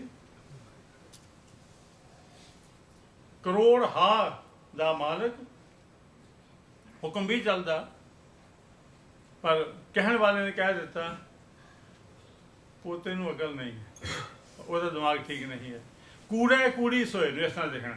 ਇਹ ਕਿਸੇ ਤੇ ਨਹੀਂ, ਆਪਣੇ ਤੇ ਦੇਖਣਾ ਕਿ ਜੇ ਅਸੀਂ ਇਹੋ ਜਿਹੀ ਕਮਾਈ ਕਰਕੇ ਵੱਡੇ ਬਣਾਂਗੇ ਤਾਂ ਆਉਣ ਵਾਲੇ ਕੱਲ੍ਹ ਵਿੱਚ ਸਾਡੀ ਇੱਜ਼ਤ ਦੁਖਦਾਈ ਹੋ ਜਾਵੇਗੀ। ਸੱਚ ਸੁਹਾਵਾ ਕਾਂਢੀਐ, ਕੂੜਾ ਕੂੜੀ ਸੋਏ, ਨਾਨਕ ਵਿਰਲੇ ਜਾਣੀਐ ਜਿਨ ਸੱਚ ਪੱਲੇ ਹੋਏ। ਕਹਿਣ ਨੂੰ ਤਾਂ ਸਾਰੇ ਕਹਿੰਦੇ ਹਨ, ਪਰ ਫਿਰ ਵੀ ਕੋਈ ਵਿਰਲਾ ਹੀ ਪੁਰਸ਼ ਹੈ ਜਿਹੜਾ ਹੱਕ ਹਲਾਲ ਦੀ ਕਮਾਈ ਕਰਕੇ ਉਸ ਤੇ ਸ਼ਾਕਰ ਰਹਿ ਕਰਕੇ, ਸ਼ੁਕਰ ਹੈ ਮਾਲਕਾ, ਸ਼ੁਕਰ ਹੈ, ਇਹਦੀ ਨਿਸ਼ਾਨੀ ਥੋੜ੍ਹੀ ਜਿਹੀ ਪ੍ਰਗਟ ਹੁੰਦੀ ਹੈ। ਜੇ ਕਿਸੇ ਸਿੱਧੀ ਲੱਗ ਜਾਵੇ ਤਾਂ ਉਹ ਮੇਰੇ ਨਾਲ ਬਹੁਤਾ ਖਫਾ ਨਾ ਹੋ ਜਾਵੇ। ਜਦੋਂ ਰਾਤ ਨੂੰ ਸੌਣ ਤੋਂ ਪਹਿਲਾਂ ਗੋਲੀਆਂ ਦੀ ਮੁੱਠ ਮੂੰਹ 'ਚ ਪਾਉਣੀ ਪਵੇ ਨਾ, ਸਮਝਣਾ ਸਾਡੀ ਕਮਾਈ ਮਾੜੀ ਹੈ। ਨਿਸ਼ਾਨੀ ਦੱਸ ਦਿੰਦਾ ਤੁਹਾਨੂੰ, ਸੌਣ ਤੋਂ ਪਹਿਲਾਂ ਗੋਲੀਆਂ ਦੀ ਮੁੱਠ ਮੂੰਹ 'ਚ ਪਾਉਣੀ ਪਵੇ, ਫਿਰ ਨੀਂਦ ਆ ਜਾਵੇ, ਨੀਂਦ ਹੀ ਆ ਜਾਵੇ, ਤਾਂ ਇਹ ਜਿਹੜੀ ਕਮਾਈ ਹੈ ਉਹ ਠੱਗੀ ਠੋਰੀ ਫਰੇਬੇ ਦੀ ਹੈ। ਇਸੇ ਨੂੰ ਤੇ ਗੁਰੂ ਮਹਾਰਾਜ ਨੇ ਆਖਿਆ ਸੀ, ਤੁਸੀਂ ਮੁਰਦਾਰ ਖਾਣ ਲੱਗ ਪਏ ਹੋ ਸਿੱਖੋ। ਕਿਹਾ ਤਾਂ ਇਹ ਸੀ, ਤੇ ਅਸੀਂ ਆ ਤਿੱਤਰ ਬਟੇਰੀਆਂ ਦੀਆਂ ਗੱਲਾਂ ਲੈ ਕੇ ਬੱਕਰੀਆਂ ਦੀਆਂ ਪੂਛਾਂ ਫੜ ਕੇ ਬਹਿ ਗਏ, ਕੁਕੜੀਆਂ ਦੇ ਚੁੰਝ ਪੋਏ ਫੜ ਕੇ ਝਗੜਾ ਕਰਨਾ ਸੀ। ਤੇ ਜਦੋਂ ਪੁੱਛਣਾ ਮਾਸ ਖਾਣਾ ਚਾਹੀਦਾ ਕਿ ਨਹੀਂ ਚਾਹੀਦਾ, ਉਹ ਪਹਿਲੇ 9 ਰਸ ਛੱਡ ਲਾ, ਤੈਨੂੰ ਆਪੇ ਲੋੜ ਨਹੀਂ ਪਵੇਗੀ 10ਵੇਂ ਛੱਡਣ ਦੀ, ਪਹਿਲਾਂ ਹੀ ਛੁੱਟ ਜਾਏਗਾ। ਇਹ ਖਿਆਲ ਰੱਖਣਾ। ਨਹੀਂ ਜੀ ਗੁਰੂ ਪਾਤਸ਼ਾਹ ਨੇ ਲਿਖਿਆ ਉਸੇ ਮੁਰਦਾਰ ਨਹੀਂ ਖਾਣਾ ਚਾਹੀਦਾ, ਤੁਸੀਂ ਬੱਕਰਾ ਜਿਉਂਦਾ ਖਾਂਦੇ ਹੋ, ਤਿੱਤਰ ਜੀ ਮੈਂ ਤਾਂ ਖਾਂਦਾ ਕੁਛ ਨਹੀਂ। ਖਿਆਲ ਰੱਖਣਾ, ਮੈਂ ਮੁਰਗੀ ਦਾ ਦੁੱਧ ਵੀ ਨਹੀਂ ਪੀਂਦਾ। ਉਹ ਜਿਹਨੂੰ ਕਹਿੰਦੇ ਕੀ ਆਖਿਆ ਸੀ ਉਹਨੇ, ਹਾਂ ਮੈਂ ਤੁਰਦਾ ਤਰਦਾ ਤੇ ਉੱਡਦਾ, ਮੈਂ ਕੁਛ ਨਹੀਂ ਖਾਂਦਾ। ਇਹ ਅਹੰਕਾਰ ਨਹੀਂ ਮੇਰਾ, ਪਰ ਮੈਂ ਨਹੀਂ ਖਾਂਦਾ। ਗੱਲਬਾਤ ਇੱਕ ਵਾਰ ਕਹਿੰਦਾ ਕਿ ਜਿਹੜਾ ਮੇਰੀ ਵੱਲ ਨੂੰ ਦੇਖ ਸਕਦਾ ਮੈਂ ਉਹਨੂੰ ਨਹੀਂ ਖਾਂਦਾ, ਜਿਹੜਾ ਮੇਰੀ ਵੱਲ ਨੂੰ ਦੇਖ ਸਕਦਾ ਹੋਵੇ ਮੈਂ ਉਹਨੂੰ ਨਹੀਂ ਖਾਂਦਾ। ਕਿਉਂਕਿ ਜੇਤੇ ਦਾਣੇ ਅੰਨ ਕੇ ਜੀਆਂ ਬਾਜ ਤੱਕ, ਪਰ ਉਹ 'ਚੋਂ ਸਾਡੇ ਵੱਲ ਨੂੰ ਦੇਖਦੇ ਨਹੀਂ ਹਨ। ਇੱਥੇ ਨਹੀਂ ਸਮਝਣਾ ਪਵੇਗਾ ਗੁਰੂ ਮਹਾਰਾਜ ਨੇ ਉੱਥੇ ਇਹ ਕਿਉਂ, ਉਹ ਤੋਂ ਪਹਿਲਾਂ ਸਪਸ਼ਟ ਕਰਕੇ ਲਿਖ ਦਿੱਤਾ, ਹੱਕ ਪਰਾਇਆ ਨਾਨਕਾ ਉਸ ਸੂਰ ਉਸ ਗਾਏ, ਗੁਰ ਪੀਰ ਹਾਮਾ ਤਾਂ ਭਰੇ ਜਾਂ ਮੁਰਦਾਰ, ਇਹ ਆ ਮੁਰਦਾਰ। ਮੈਂ ਨਹੀਂ ਕਹਿੰਦਾ ਤੁਸੀਂ ਅੱਜ ਜਾ ਕੇ ਉੱਠ ਕੇ ਤੇ ਬਣਾਉਣ ਲੱਗ ਪਏ। ਕੋਈ ਸਾਂਝ ਨੈਸ ਉਹਨਾਂ ਦੇ ਕੋਲ ਆਇਆ, ਕਹਿੰਦਾ ਮਹਾਰਾਜ ਜੀ ਮੈਂ ਦਿੱਲੀ ਤੋਂ ਆਇਆ ਪੁੱਛਣ ਵਾਸਤੇ। ਉਹ ਕਹਿੰਦੇ ਚੰਗੀ ਗੱਲ ਹੈ, ਕੀ ਪੁੱਛਣਾ, ਕੋਈ ਚੰਗੀ ਗੱਲ ਹੀ ਪੁੱਛਣੀ, ਜਿਵੇਂ ਬੋਲਦੇ ਸੀ ਉੱਦਾਂ ਬੋਲ ਪਏ, ਕੋਈ ਚੰਗੀ ਗੱਲ ਹੀ ਪੁੱਛ। ਨਹੀਂ ਮੈਂ ਪੁੱਛਣਾ ਸੀ ਮੀਟ ਖਾਣਾ ਚਾਹੀਦਾ ਕਿ ਨਹੀਂ। ਉਹ ਕਹਿੰਦੇ ਥਾਲੀ ਫੜ ਤੇ ਜਾ ਕੇ ਥੱਲੇ ਲੰਗਰ ਤੋਂ ਲਿਆ ਭੱਜ ਜਾ। ਤੇ ਹੁਣ ਗੁਰੂ ਰਾਮਦਾਸ ਲੰਗਰ ਦੇ ਵਿੱਚ ਕੁਝ ਨਹੀਂ ਬਣਦਾ ਇੱਦਾਂ ਦਾ, ਹੈ ਨਾ। ਉਹ ਥੋੜ੍ਹੀ ਦੇਰ ਬਾਅਦ ਮੁੜ ਕੇ ਆਏ, ਕਹਿੰਦੇ ਉੱਥੇ ਮਿਲਿਆ, ਕਹਿੰਦੇ ਜੇ ਗੁਰੂ ਰਾਮਦਾਸ ਦੇ ਘਰ 'ਚ ਨਹੀਂ ਬਣਦਾ ਤੂੰ ਜ਼ਰੂਰ ਇਹ ਕੰਮ ਕਰਨਾ, ਭਾਵ ਨਹੀਂ ਕਰਨਾ ਚਾਹੀਦਾ। ਦੂਸਰੇ ਪਾਸੇ ਦੇਖਣਾ ਕਿ ਅਸੀਂ ਪਰਾਇਆ ਹੱਕ ਖਾਣ ਨੂੰ ਤੇ ਛਾਲਾਂ ਮਾਰਦੇ ਜਾਈਏ, ਤੇ ਸੱਚਾ ਜੀਵਨ ਜੀਵੀਏ ਨਾ, ਉਹ ਪਰਾਏ ਹੱਕ ਨੂੰ ਉੱਥੇ ਉਹਨਾਂ ਨੇ ਮੁਰਦਾਰ ਆਖਿਆ ਸੀ। ਜੇ ਕਹੋ ਕਿ ਸਾਨੂੰ ਪਤਾ ਹੋਣਾ ਚਾਹੀਦਾ, ਤੇ ਉਹ ਸ਼ਬਦ ਜਿੱਥੇ ਲਿਖਿਆ ਨਾ, ਮਾਸ ਮਾਸ ਕਾ ਮੂਰਖ ਝਗੜਾ, ਤੁਸੀਂ ਉਹਨਾਂ ਨੂੰ ਤਾਂ ਉਸ ਨੂੰ ਤੇ ਪੜ੍ਹ ਲਿਆ, ਪਰ ਉਹਦੇ ਅਖੀਰ ਤੇ ਇੱਕ ਪੰਕਤੀ ਹੈ, ਏਤੇ ਰਸ ਛੋੜ। ਮੈਂ ਪਾਸ ਲਾਉਣ ਦਾ ਫਰਕ ਪਾਉਣ ਲੱਗਾ। ਪਾਠੀ ਜਨ ਪਾਠ ਕਰਦੇ ਨੇ, ਏਤੇ ਰਸ ਛੋੜ ਹੋਵੇ ਸੰਨਿਆਸੀ, ਨਹੀਂ ਏਤੇ ਰਸ ਛੋੜ ਹੋਵੇ ਸੰਨਿਆਸੀ। ਤੂੰ ਰੱਬ ਦਾ ਪਿਆਰਾ ਭਗਤ ਤਾਂ ਹੋ ਜਾਵੇਂ ਜੇ ਇੰਨੇ ਕੁ ਰਸ ਛੱਡ ਸਕਦਾ ਹੋਵੇ। ਰਸ ਛੱਡਦੇ ਇਹੋ ਜਿਹੇ ਜਿਹੜੇ ਰਸ ਸੋਇਨਾ ਰਸ ਰੂਪਾ ਕਾਮਨ ਰਸ ਪਰਮਲ ਕੀ ਬਾਸ, ਰਸ ਘੋੜੇ ਰਸ ਸੇਜਾ ਮੰਦਰ ਰਸ ਮੀਸਾ। ਉਹ 8 ਰਸਾਂ ਦੀ ਗੱਲ ਕਰਦੇ ਕੋਈ ਨਹੀਂ, ਤੇ ਰਸ ਮਾਸ ਦੀ ਗੱਲ ਕਰ ਲੈ ਕੇ ਉਹ ਭਾਈ ਨਾਮ ਜਪੋ, ਆਪੇ ਇਹਨਾਂ ਦੀ ਲੋੜ ਨਹੀਂ ਪਈ ਇਸ ਝਗੜੇ 'ਚ ਪੈਣ ਦੀ। ਮੁਰਦਾਰ ਨਾ ਖਾਏ ਦਾ ਭਾਵ ਹੈ ਕਿ ਤੁਸੀਂ ਪਰਾਇਆ ਹੱਕ ਨਹੀਂ ਖਾਣਾ ਹੈ। ਹੁਣ ਗੁਰੂ ਮਹਾਰਾਜ ਪਾਤਸ਼ਾਹ ਕਹਿੰਦੇ ਨੇ ਕਹਿਣ ਨੂੰ, ਤੇ ਕਹਿੰਦੇ ਸੱਚ ਬੜਾ ਚੰਗਾ ਜੀ, ਸੱਚ ਬੜਾ ਸੁਖਦਾਈ ਹੈ ਜੀ, ਪਰ ਆਪ ਕੂੜ ਦੀ ਹੀ ਕਮਾਈ ਕਰਕੇ ਕੂੜਾ ਜੀਵਨ ਜੀਣ ਵਿੱਚ ਲੱਗੇ ਹੋਏ ਹਨ, ਤੇ ਫਿਰ ਜਿਹੜੀ ਵਡਿਆਈ ਮਿਲਣੀ ਹੈ ਨਾ ਉਹ ਵੀ ਕੂੜੀ ਮਿਲਣੀ ਹੈ। ਤੇ ਇਹਦੀ ਨਿਸ਼ਾਨੀ ਇੱਕੋ ਹੀ ਹੈ, ਫਿਰ ਰਾਤ ਨੂੰ ਸੌਣ ਲੱਗਿਆਂ ਜੇ ਸਾਨੂੰ ਦਵਾਈ ਦੀ ਮੁੱਠ ਖਾਣੀ ਪੈਂਦੀ ਹੈ ਤਾਂ ਸਮਝ ਲੈ ਖੁਰਾਕ ਅੱਜ ਦਾ ਕੰਮ ਮਾੜਾ ਸੀ, ਤੇ ਸਵੇਰੇ ਉੱਠਣ ਤੋਂ ਪਹਿਲਾਂ ਸਾਨੂੰ ਫੇਰ ਕੁਝ ਹੋਰ ਕਰਨਾ ਪਵੇ ਇਦਾਂ ਦਾ, ਤਾਂ ਸਮਝ ਲੈਣਾ ਸਾਡੀ ਕਮਾਈ ਠੀਕ ਨਹੀਂ ਹੈ। ਧਨ ਕਮਾ ਕੇ ਬੈਂਕਾਂ 'ਚ ਤਾਂ ਰੱਖੀ ਜਾ ਰਹੇ ਹਾਂ, ਬੱਚਿਆਂ ਵਾਸਤੇ ਤਾਂ ਕਰੀ ਜਾ ਰਹੇ ਹਾਂ, ਤੇ ਆਪਣਾ ਪਾਸਾ ਲੈਂਦਿਆਂ ਤੇ ਹੋਣ ਵਾਲੀਆਂ ਦਰਦਾਂ ਸਾਨੂੰ ਦੱਸਦੀਆਂ ਤੇਰੀ ਕਮਾਈ ਠੀਕ ਨਹੀਂ ਹੈ। ਕਿਉਂਕਿ ਕੂੜਾ ਕੂੜੀ ਸੋਏ। ਦੁਖਦਾਈ ਢੰਗ ਦੇ ਨਾਲ ਕੀਤੀ ਹੋਈ ਕਮਾਈ ਦੀ ਖਬਰਸਾਰ ਜਦੋਂ ਸਭ ਸਾਨੂੰ ਆਵੇਗੀ ਤਾਂ ਉਹ ਵੀ ਦੁਖਦਾਈ ਹੀ ਹੋਵੇਗੀ। ਨਾਨਕ ਵਿਰਲੇ ਜਾਣੀਆਂ ਹੈ ਜਿਨ ਸੱਚ ਪੱਲੇ ਹੋਏ। ਪਰ ਕੋਈ ਵਿਰਲਾ ਹੀ ਹੈ ਇਸ ਦੁਨੀਆ ਵਿੱਚ ਜਿਹੜਾ ਇਸ ਗੱਲ ਨੂੰ ਸਮਝਦਾ, ਸੋਚਦਾ ਤੇ ਮੰਨਦਾ ਵੀ ਹੋਵੇ, ਜਿਨ੍ਹਾਂ ਦੇ ਪੱਲੇ ਵਿੱਚ ਸੱਚ ਹੋਵੇ, ਜਿਨ੍ਹਾਂ ਦੇ ਪੱਲੇ ਵਿੱਚ ਨਾਮ ਧਨ ਹੋਵੇ, ਜਿਨ੍ਹਾਂ ਨੇ ਹੱਕ ਹਲਾਲ ਦੀ ਕਮਾਈ ਕੀਤੀ ਹੋਈ ਹੋਵੇ। ਜਿਨ ਸੱਚ ਪੱਲੇ ਹੋਏ। ਮਹਿਲਾ ਪੰਜਵਾਂ। ਸੱਜਣ ਮੁਖ ਅਨੂਪ ਅਠੇ ਪਹਿਰ ਨਿਹਾਲ ਸਾਂ। ਬਿੰਦੀ ਲਾ ਕੇ ਨਾਸਕੀ ਕਰਕੇ। ਇੱਥੇ ਮੇਰੀ ਇੱਕ ਸਿਮਰ ਬੇਨਤੀ ਹੈ ਕਿ ਇੱਥੇ ਸੱਜਣ ਮੁਖ ਇਕੱਠਾ ਪੜ੍ਹਨਾ। ਸੱਜਣ ਦਾ ਨਾਣਾ ਮੁਕਤਾ ਅੱਖਰ ਦਾ ਦੇ ਦੀ ਹੋਵੇਗਾ। ਸੱਜਣ ਦਾ, ਮੇਰੇ ਮਿੱਤਰ ਦਾ ਮੂੰਹ ਬਹੁਤ ਸੋਹਣਾ ਹੈ, ਭਾਵ ਚਿਹਰਾ ਬੜਾ ਸੁੰਦਰ ਹੈ, ਉਹਦੇ ਦਰਸ਼ਨ ਬੜੇ ਹੀ ਚੰਗੇ ਹਨ। ਅਨੂਪ, ਜਿਸ ਦੀ ਹੋਰ ਉਪਮਾ ਨਾ ਦਿੱਤੀ ਜਾ ਸਕੇ। ਅਨੂਪ ਭਾਵ ਹੋਰ ਕੋਈ ਦੱਸਿਆ ਨਹੀਂ ਜਾ ਸਕਦਾ। ਲੋਕਾਂ ਨੇ ਵੈਸੇ ਸੋਹਣਿਆਂ ਦੀ ਗਿਣਤੀ ਕਰਦਿਆਂ ਬਹੁਤ ਸਾਰੀਆਂ ਦੇਵੀਆਂ ਤੇ ਦੇਵਤਿਆਂ ਦਾ ਜ਼ਿਕਰ ਵੀ ਕੀਤਾ, ਪਰ ਜਿਨ੍ਹਾਂ ਨੇ ਇੱਕ ਵਾਰੀ ਰੱਬ ਜੀ ਦੀ ਝਲਕ ਲੈ ਲਈ ਨਾ, ਉਹਨਾਂ ਨੇ ਮੁੜ ਕੇ ਕਦੀ ਕਿਸੇ ਦੇਵੀ ਦੇਵ ਨੂੰ ਨਹੀਂ ਅਰਾਧਿਆ, ਕਿਉਂਕਿ ਸੋਹਣਾ ਮੁਖ ਪਹਿਲਾਂ ਦੇਖਿਆ ਨਹੀਂ ਸੀ, ਹੁਣ ਦੇਖ ਲਿਆ। ਸੱਜਣ ਮੁਖ ਅਨੂਪ ਅਠੇ ਪਹਿਰ ਨਿਹਾਲ ਸਾਂ। ਹੁਣ ਮੇਰਾ ਜੀ ਕਰਦਾ, ਚਿੱਤ ਕਰਦਾ ਵੀ ਮੈਂ ਅਠੇ ਪਹਿਰ ਉਸ ਨੂੰ ਹੀ ਦੇਖਦਾ ਰਹਾਂ, ਉਸ ਨੂੰ ਹੀ ਦੇਖਦਾ। ਨਿਹਾਲ ਸਾਂ ਦੇਖਾਂਗਾ। ਸਾਂ ਸਾ ਇਹ ਅੱਖਰ ਜਿਹੜਾ ਨਾ, ਇਹ ਗਾ ਗੇ ਗੀ ਵਿੱਚ ਆਉਂਦਾ ਹੁੰਦਾ। ਦੇਖਾਂਗਾ। ਲੋਕ ਆਖਣ ਲੱਗ ਪਏ, ਹੇ ਗੁਰੂ ਅਰਜਨ ਜੀ, ਅਸੀਂ ਤਾਂ ਬੜੀ ਦੇਰ ਦੇ ਲੱਗੇ, ਸਾਨੂੰ ਤਾਂ ਉਹ ਦਿਸਿਆ ਨਹੀਂ, ਤੁਹਾਨੂੰ ਕਿਵੇਂ ਦਿਸ ਪਿਆ? ਸੱਜਣ ਦਾ, ਰੱਬ ਜੀ ਦਾ ਮੂੰਹ, ਭਾਵ ਰੱਬ ਦੇ ਦਰਸ਼ਨ ਤੁਸਾਂ ਨੇ ਕਿਵੇਂ ਕਰ ਲਏ? ਅਗਲੀ ਪੰਕਤੀ ਬਹੁਤ ਧਿਆਨ ਨਾਲ ਸਮਝਣ ਵਾਲੀ ਹੈ। ਸੁਤੜੀ ਸੋ ਸ਼ੌਹ ਡਿਠ ਤੈ ਸੁਪਨੇ ਹਉ ਖੰਨੀ। ਮੈਂ ਸੁੱਤੀ ਹੋਈ ਸੀ, ਸੁੱਤੀ ਨੂੰ ਸੁਪਨਾ ਆ ਗਿਆ, ਤੇ ਸੁਪਨੇ ਵਿੱਚ ਤੁਸੀਂ ਮਿਲੇ। ਸਾਨੂੰ ਅਸੀਂ ਤਾਂ ਗੱਲ ਵੱਖਰੀ ਪਾਈ। ਭਾਈ ਵੀਰ ਸਿੰਘ ਜੀ, ਸੁਪਨੇ ਵਿੱਚ ਇਹ ਕਿ ਸੌਣਾ ਵੀ ਚੰਗਾ। ਸੁਤੜੀ ਸੋ ਸ਼ੌ ਡਿਠ। ਹੁਣ ਜੇ ਸੌਣਾ ਹੀ ਭਲਾ ਹੋਵੇ, ਕਿਉਂਕਿ ਸੁਪਨਾ ਜਿਹੜਾ ਨਾ, ਸੁਪਨੇ ਦਾ ਸੰਬੰਧ ਰੱਖਣਾ ਸੌਣ ਦਾ ਅਰਥ ਲੱਭਣਾ ਪਵੇਗਾ। ਜਦੋਂ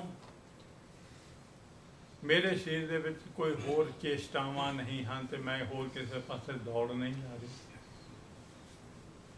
ਫਿਰ ਹੋਰ ਜਦੋਂ ਮੇਰੀ ਸੁਰਤ ਮੇਰੇ ਵਸ ਵਿੱਚ ਨਹੀਂ ਸੀ, ਕਿਸੇ ਹੋਰ ਦੇ ਵਸ ਵਿੱਚ ਸੀ। ਸੁਪਨਾ ਜਦੋਂ ਮੈਂ ਕਿਸੇ ਹੋਰ ਦੇ ਵਸ ਵਿੱਚ ਵਿਚਰ ਰਿਹਾ ਹਾਂ, ਤੇ ਉਹ ਮੈਨੂੰ ਚਲਾਉਣ ਵਾਲਾ ਗੁਰੂ ਜਿਹੜਾ ਸੀ ਨਾ, ਉਹਨੇ ਤਾਰ ਹਿਲਾ ਦਿੱਤੀ, ਮੈਨੂੰ ਕਿਸੇ ਹੋਰ ਦੇਸ਼ ਵਿੱਚ ਲੈ ਗਿਆ। ਕਿਸਮਤ ਚੰਗੀ ਸੀ, ਨਹੀਂ ਸਾਡੇ ਵਰਗਿਆਂ ਨੂੰ ਵੀ ਸੁਪਨੇ ਆਉਂਦੇ ਨੇ। ਦੇਖਿਓ ਦੁਨੀਆਦਾਰਾਂ ਨੂੰ ਵੀ, ਅਮੀਰਾਂ ਵਜ਼ੀਰਾਂ ਸਭ ਨੂੰ ਸੁਪਨੇ ਆਉਂਦੇ ਹਨ, ਤੇ ਉਸ ਸੁਪਨੇ ਦਾ ਜ਼ਿਕਰ ਹੈ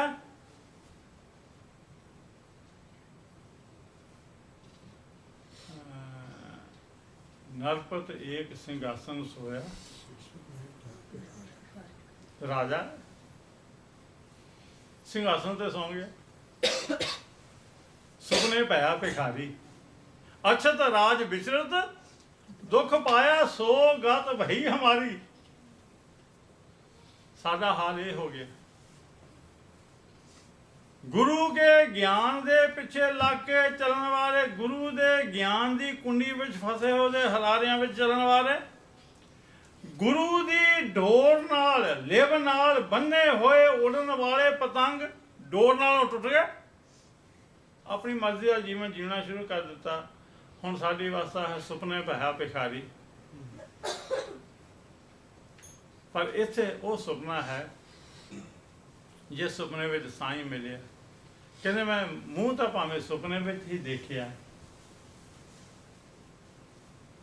सुतड़ी सोच सौ डेठ तै सुपने हों खनिया, ऐसे सुपने हे सुपने मैं तैथों भी सदके जावां जिसने मेरी उस अर्ध चेतन अवस्था। हुण ध्यान रखियो, पाठ करदियां करदियां सिमरन करदियां करदियां ना मैं जागदियां विच होवां ना मैं सुत्तियां विच होवां, मेरी चेतना दुनिया नालों टुट जावे, दूसरे पासे भावें सब कॉन्शियस माइंड ने पूरी तरह हाले मैनूं वो दिखाया ना होवे, पर मैं अर्ध चेतनता विच ही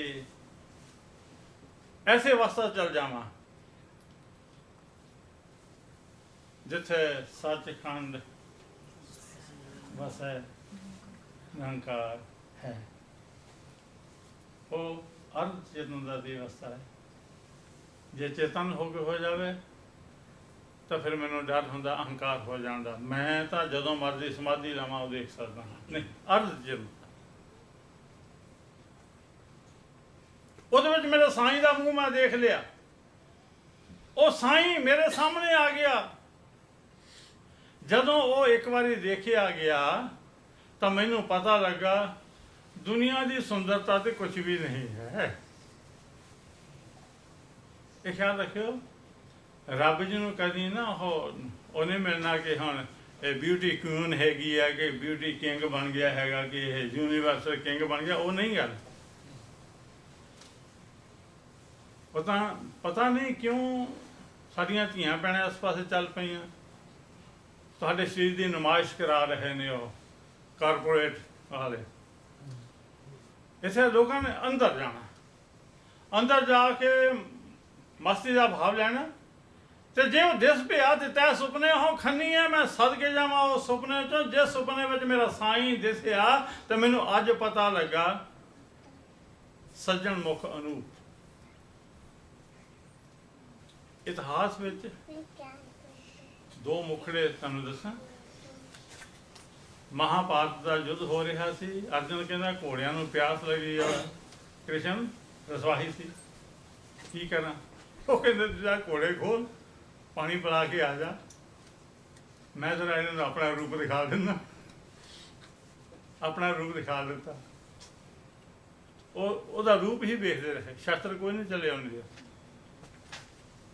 इस तरह गावा अपना अपना बापू अपना अपना बापू गुरु गोबिंद सिंह महाराज पातशाह जी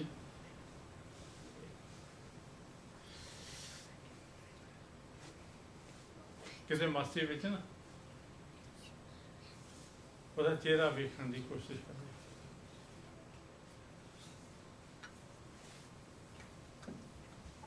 नहीं है ਉਹਦੇ बराबर की सुंदरता होर चेहरिਆਂ ਵਿੱਚ।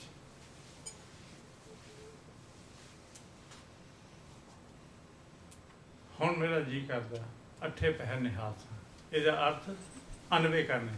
पहला सुतरी सो सकते तै सुपने करनी है, फिर सज्जन मौका ਨੂੰ अठे पहर निहाल सा। ਹੁਣ मैं हर वेले गुरु के प्यार में बैठा गुरु के दर्शनों ਨੂੰ ਲੋਚਦਾ रहना हाँ। आओ जी तुम आओ हमारे, आओ जी तुम आओ हमारे। जे तू बते अंगने हब धरत सुहावी होए। इस वास्ते मेरा हिरदा उदों ही प्रसन्न होवेगा जब मैं अपने साईं नूं वेख लवांगी तो मैनूं पता लगेगा एवं नहीं लोग सब कुछ करते करते भी फिर दौड़े जाते हैं उसनूं देखण वास्ते। कित्थे चले हो जी? दर्शनां नूं चले हाँ। कित्थे चले हो जी? दर्शनां नूं चले हाँ। किते अर्ध चेतना विच आ जाओ तो शायद इत्थे जीउंदे जी बैठिया इत्थे बैठिया भी दर्शन कर सकोगे। कोई आखो सतनाम वाहिगुरू तै सुपने हो खनीए क्योंकि वह मूँह बहुत सोहना सी। हुण अगला जिहड़ा अखर है वह है देखो पहले सज्जन ते जिहड़ा दूसरा हुण सज्जन आया इक्को जी शक्ल है इन्हां दी पर इन्हां विच प्रभाव का फर्क होने करके हुण इत्थे सज्जन मुख इकट्ठा कहण दी तरह सज्जन सच इकट्ठा नहीं पढ़ना। इस सज्जन नूं अलग कर देना ये संबोधनवाची हो जाएगा। सिंगल पर्सन होवे सिंगुलर होवे मैस्कुलिन होवे ओदा ना ओदा आखिरी अखर तां मुक्ता हुंदा जे उसनूं दा दे दी करना होवे जां हे प्यारे करना होवे आवाज़ मारनी है संबोधनवाची करना। इत्थे सज्जन सच परख पहला से सज्जन मुख अनुरूप ऐसे सज्जन संबोधनवाची हो गया आवाज़ मार दी ना हे प्यारे सज्जन जी सच परख सच की परखता कर अपने अंदर परमपिता परमात्मा के नाम की परख कर अपने अंदर मुख अलावन थोथरा जे तू अपने हिरदे के अंदर उस सच की परख नहीं करता तो मूँह तो ही कही जाना हाँ जी नाम बड़ा चंगा है जी नाम ठीक है जी सुखदाई है जी तो यह मूँह तो बोलना इदा ही है जिमें चना तो होवे पर उस दाने ना हो थोथा जाना तो फिर अगां की है बाजे घना।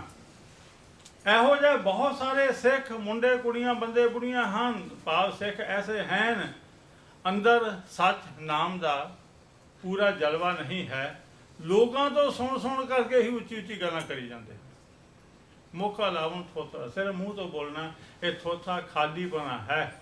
तू अपने अंदर सच नाम की परख कर देख तो सही कि ये नाम ही सब तो सोहना है सब तो शक्तिमान है सब तो चंगा है।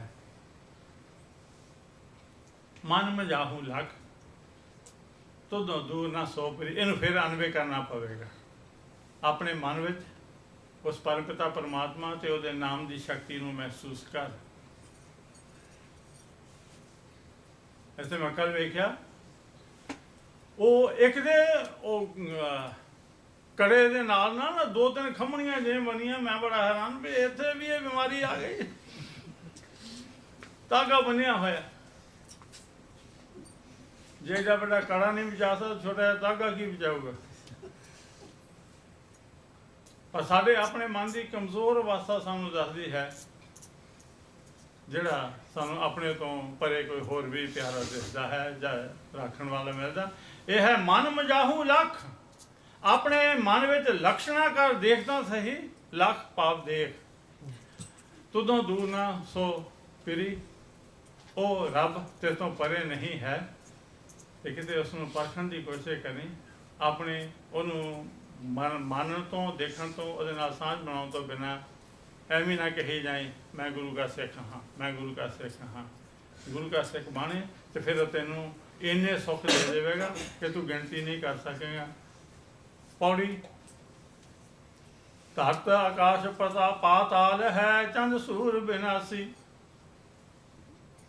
इन हुण पंजाबियां दे गाउण ढंग वांग देखिए धरत आकाश पाताल है चंद सूर विनासी बादशाह शाह मुराव खान ढाए डेरे जासी रंग तुंग गरीब मस्त सब लोक सिदासी काजी शेख मशायका सभे उठ जासी पीर पैगंबर औलिए को थिर ना रहासी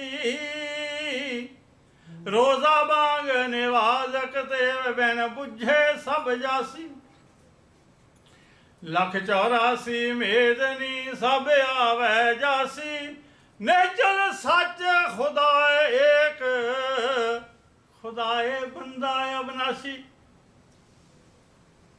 ये ऐसी पंजाबी चाल सी गाउन वाली, क्योंकि वार है ढाडी सिंघां ने गाउणी है, इसलिए इस तरह ही गाई जानी सी जिवें आप जी नाल सांझ कीती है। हुण इहदे अर्थ सुणिओ। दुनिया से कुछ भी टिकिया रहने वाला नहीं है, एवें अपने खोरना अड़ाई जाओ। मैं नहीं मान, दुनिया मरेगी तो मरे नहीं। इस दुनिया के उत्ते क्योंकि विधान है जो आया सो चल सी। कहण दा भाव इह बहुत सोहना है कि तुसीं अपनी मौत तो पहला पहला अपने फर्ज निभा दिओ। मौत नूं लविआउण दी कोशिश ना करो, उन्हें आना तो जिन्नी छेती मर्जी आ जाए। वैसे 7 साल तो ज्यादा उम्र होनी है अपनी, हैगी। चलो जो ज्यादा छोटी है तो 9 साल की कर ली। कहने का भाव है ਉਹਦੇ प्यार ਵਿੱਚ ਅਸੀਂ अपनी सफलता के राज ਨੂੰ समझिए।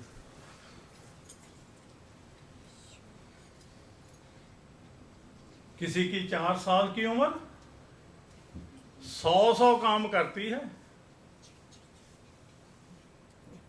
किसी का 100 साल का जीना भी किसी काम नहीं आता। किसी की 4 साल की उम्र छोटा 100 काम करती है, किसी की 100 साल की उम्र कुछ काम नहीं आती। औरंगजेब 90 साल ते 7 महीने का होके गुजरे, अभी मारे अभी फौत हुई सी उसकी। दूजे पास साहबजादे 7वें साल छुप गए, चंद्रमा छुप गया पर इधर छुपे उधर निकले, इधर छुपे उधर निकले।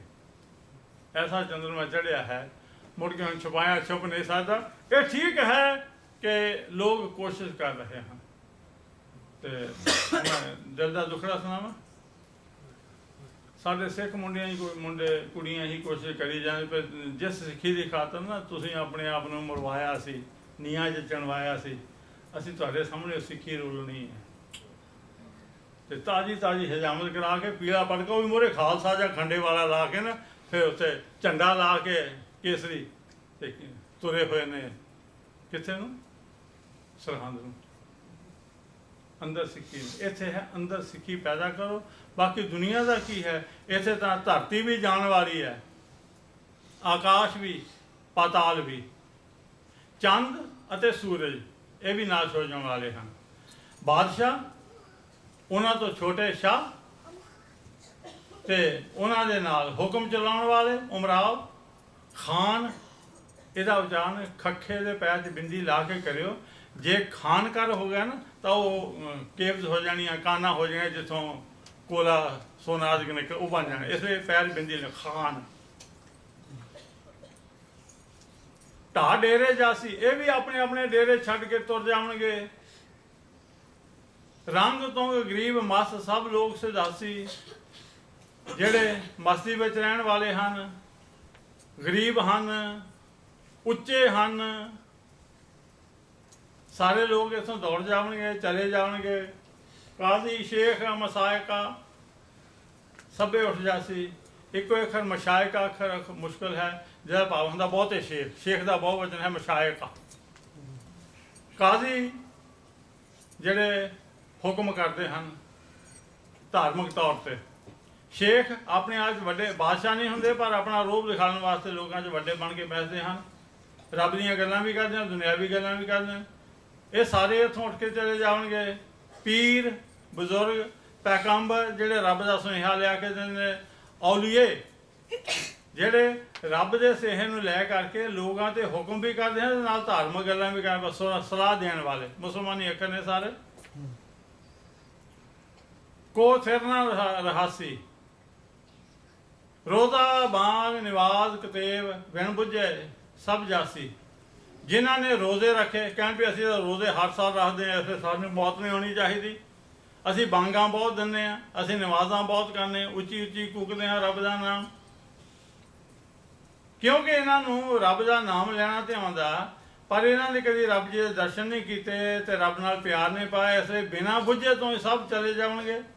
1,84 ਮੇਦਨੀ ਸਭ ਆਵੇ ਜਾਸੀ, 84 ਲੱਖ ਜੂਨਾਂ ਜਿਹੜੀਆਂ ਉਹਨਾਂ ਦੇ ਜਿੰਨੇ ਜੀਵ ਹਨ ਉਹ ਆਉਣ ਜਾਣ ਵਿੱਚ ਲੱਗੇ ਰਹਿਣਗੇ। ਨਿਹਚਲ ਸੱਚ ਖੁਦਾ ਏਕ, ਖੁਦਾ ਬੰਦਾ ਅਬਨਾਸ਼ੀ, ਸਿਰਫ ਰੱਬ ਸੱਚਾ ਸਦਾ ਰਹੇਗਾ, ਤੇ ਇੱਕ ਜਿਹੜਾ ਉਸਦਾ ਭਗਤ ਹੋ ਗਿਆ ਉਹ ਸਦਾ ਟਿਕਿਆ ਰਹੇਗਾ। ਹੁਣ ਇਹ ਖਿਆਲ ਰੱਖੋ, ਸਰੀਰ ਤਾਂ ਕਿਸੇ ਦਾ ਵੀ ਨਹੀਂ ਰਹਿਣਾ, ਭਾਵੇਂ ਉਹਦਾ ਨਾਮ ਨਾਲ ਟਿਕਿਆ ਰਹੇਗਾ, ਕਿਉਂਕਿ ਸੱਚ ਨਾਲ ਮਿਲ ਕੇ ਨਾਮ ਨਾਲ ਖੱਟਿਆ ਹੋਵੇਗਾ। ਇਸ ਲਈ ਆਪਾਂ ਕੋਸ਼ਿਸ਼ ਕਰੀਏ ਮਨ ਮਰਜ਼ੀ ਦਾ ਜੀਵਨ ਛੱਡ ਕਰਕੇ ਗੁਰੂ ਦੀ ਮਰਜ਼ੀ ਦੇ ਜੀਵਨ ਵਿੱਚ ਆਈਏ ਤੇ ਆਪਣੇ ਆਪ ਨੂੰ ਉਹਦੇ ਹੱਥਾਂ ਵਿੱਚ ਸੌਂਪ ਦਈਏ। ਜਿਉਂ ਬੁਲਾਵੇ ਤਿਉਂ ਬੋਲੀਏ, ਜਿੱਥੇ ਭੇਜੇ ਤਿੱਥੇ ਜਾਈਏ, ਜੋ ਕਰਾਵੇ ਉਹ ਕਰੀਏ। ਲੋਕ ਸੁਖੀ ਪਰ ਲੋਕ ਸਿਹਲਾ ਹੋ ਜਾਵੇਗਾ। ਆਪ ਸਾਰਿਆਂ ਦਾ ਬਹੁਤ ਬਹੁਤ ਧੰਨਵਾਦ। ਬਾਕੀ ਫਿਰ ਵਾਹਿਗੁਰੂ ਜੀ ਕਾ ਖਾਲਸਾ, ਵਾਹਿਗੁਰੂ ਜੀ ਕੀ ਫਤਿਹ। ਇੱਕ ਓੰਕਾਰ ਸਤਿ ਗੁਰ ਪ੍ਰਸਾਦ ਰਾਮ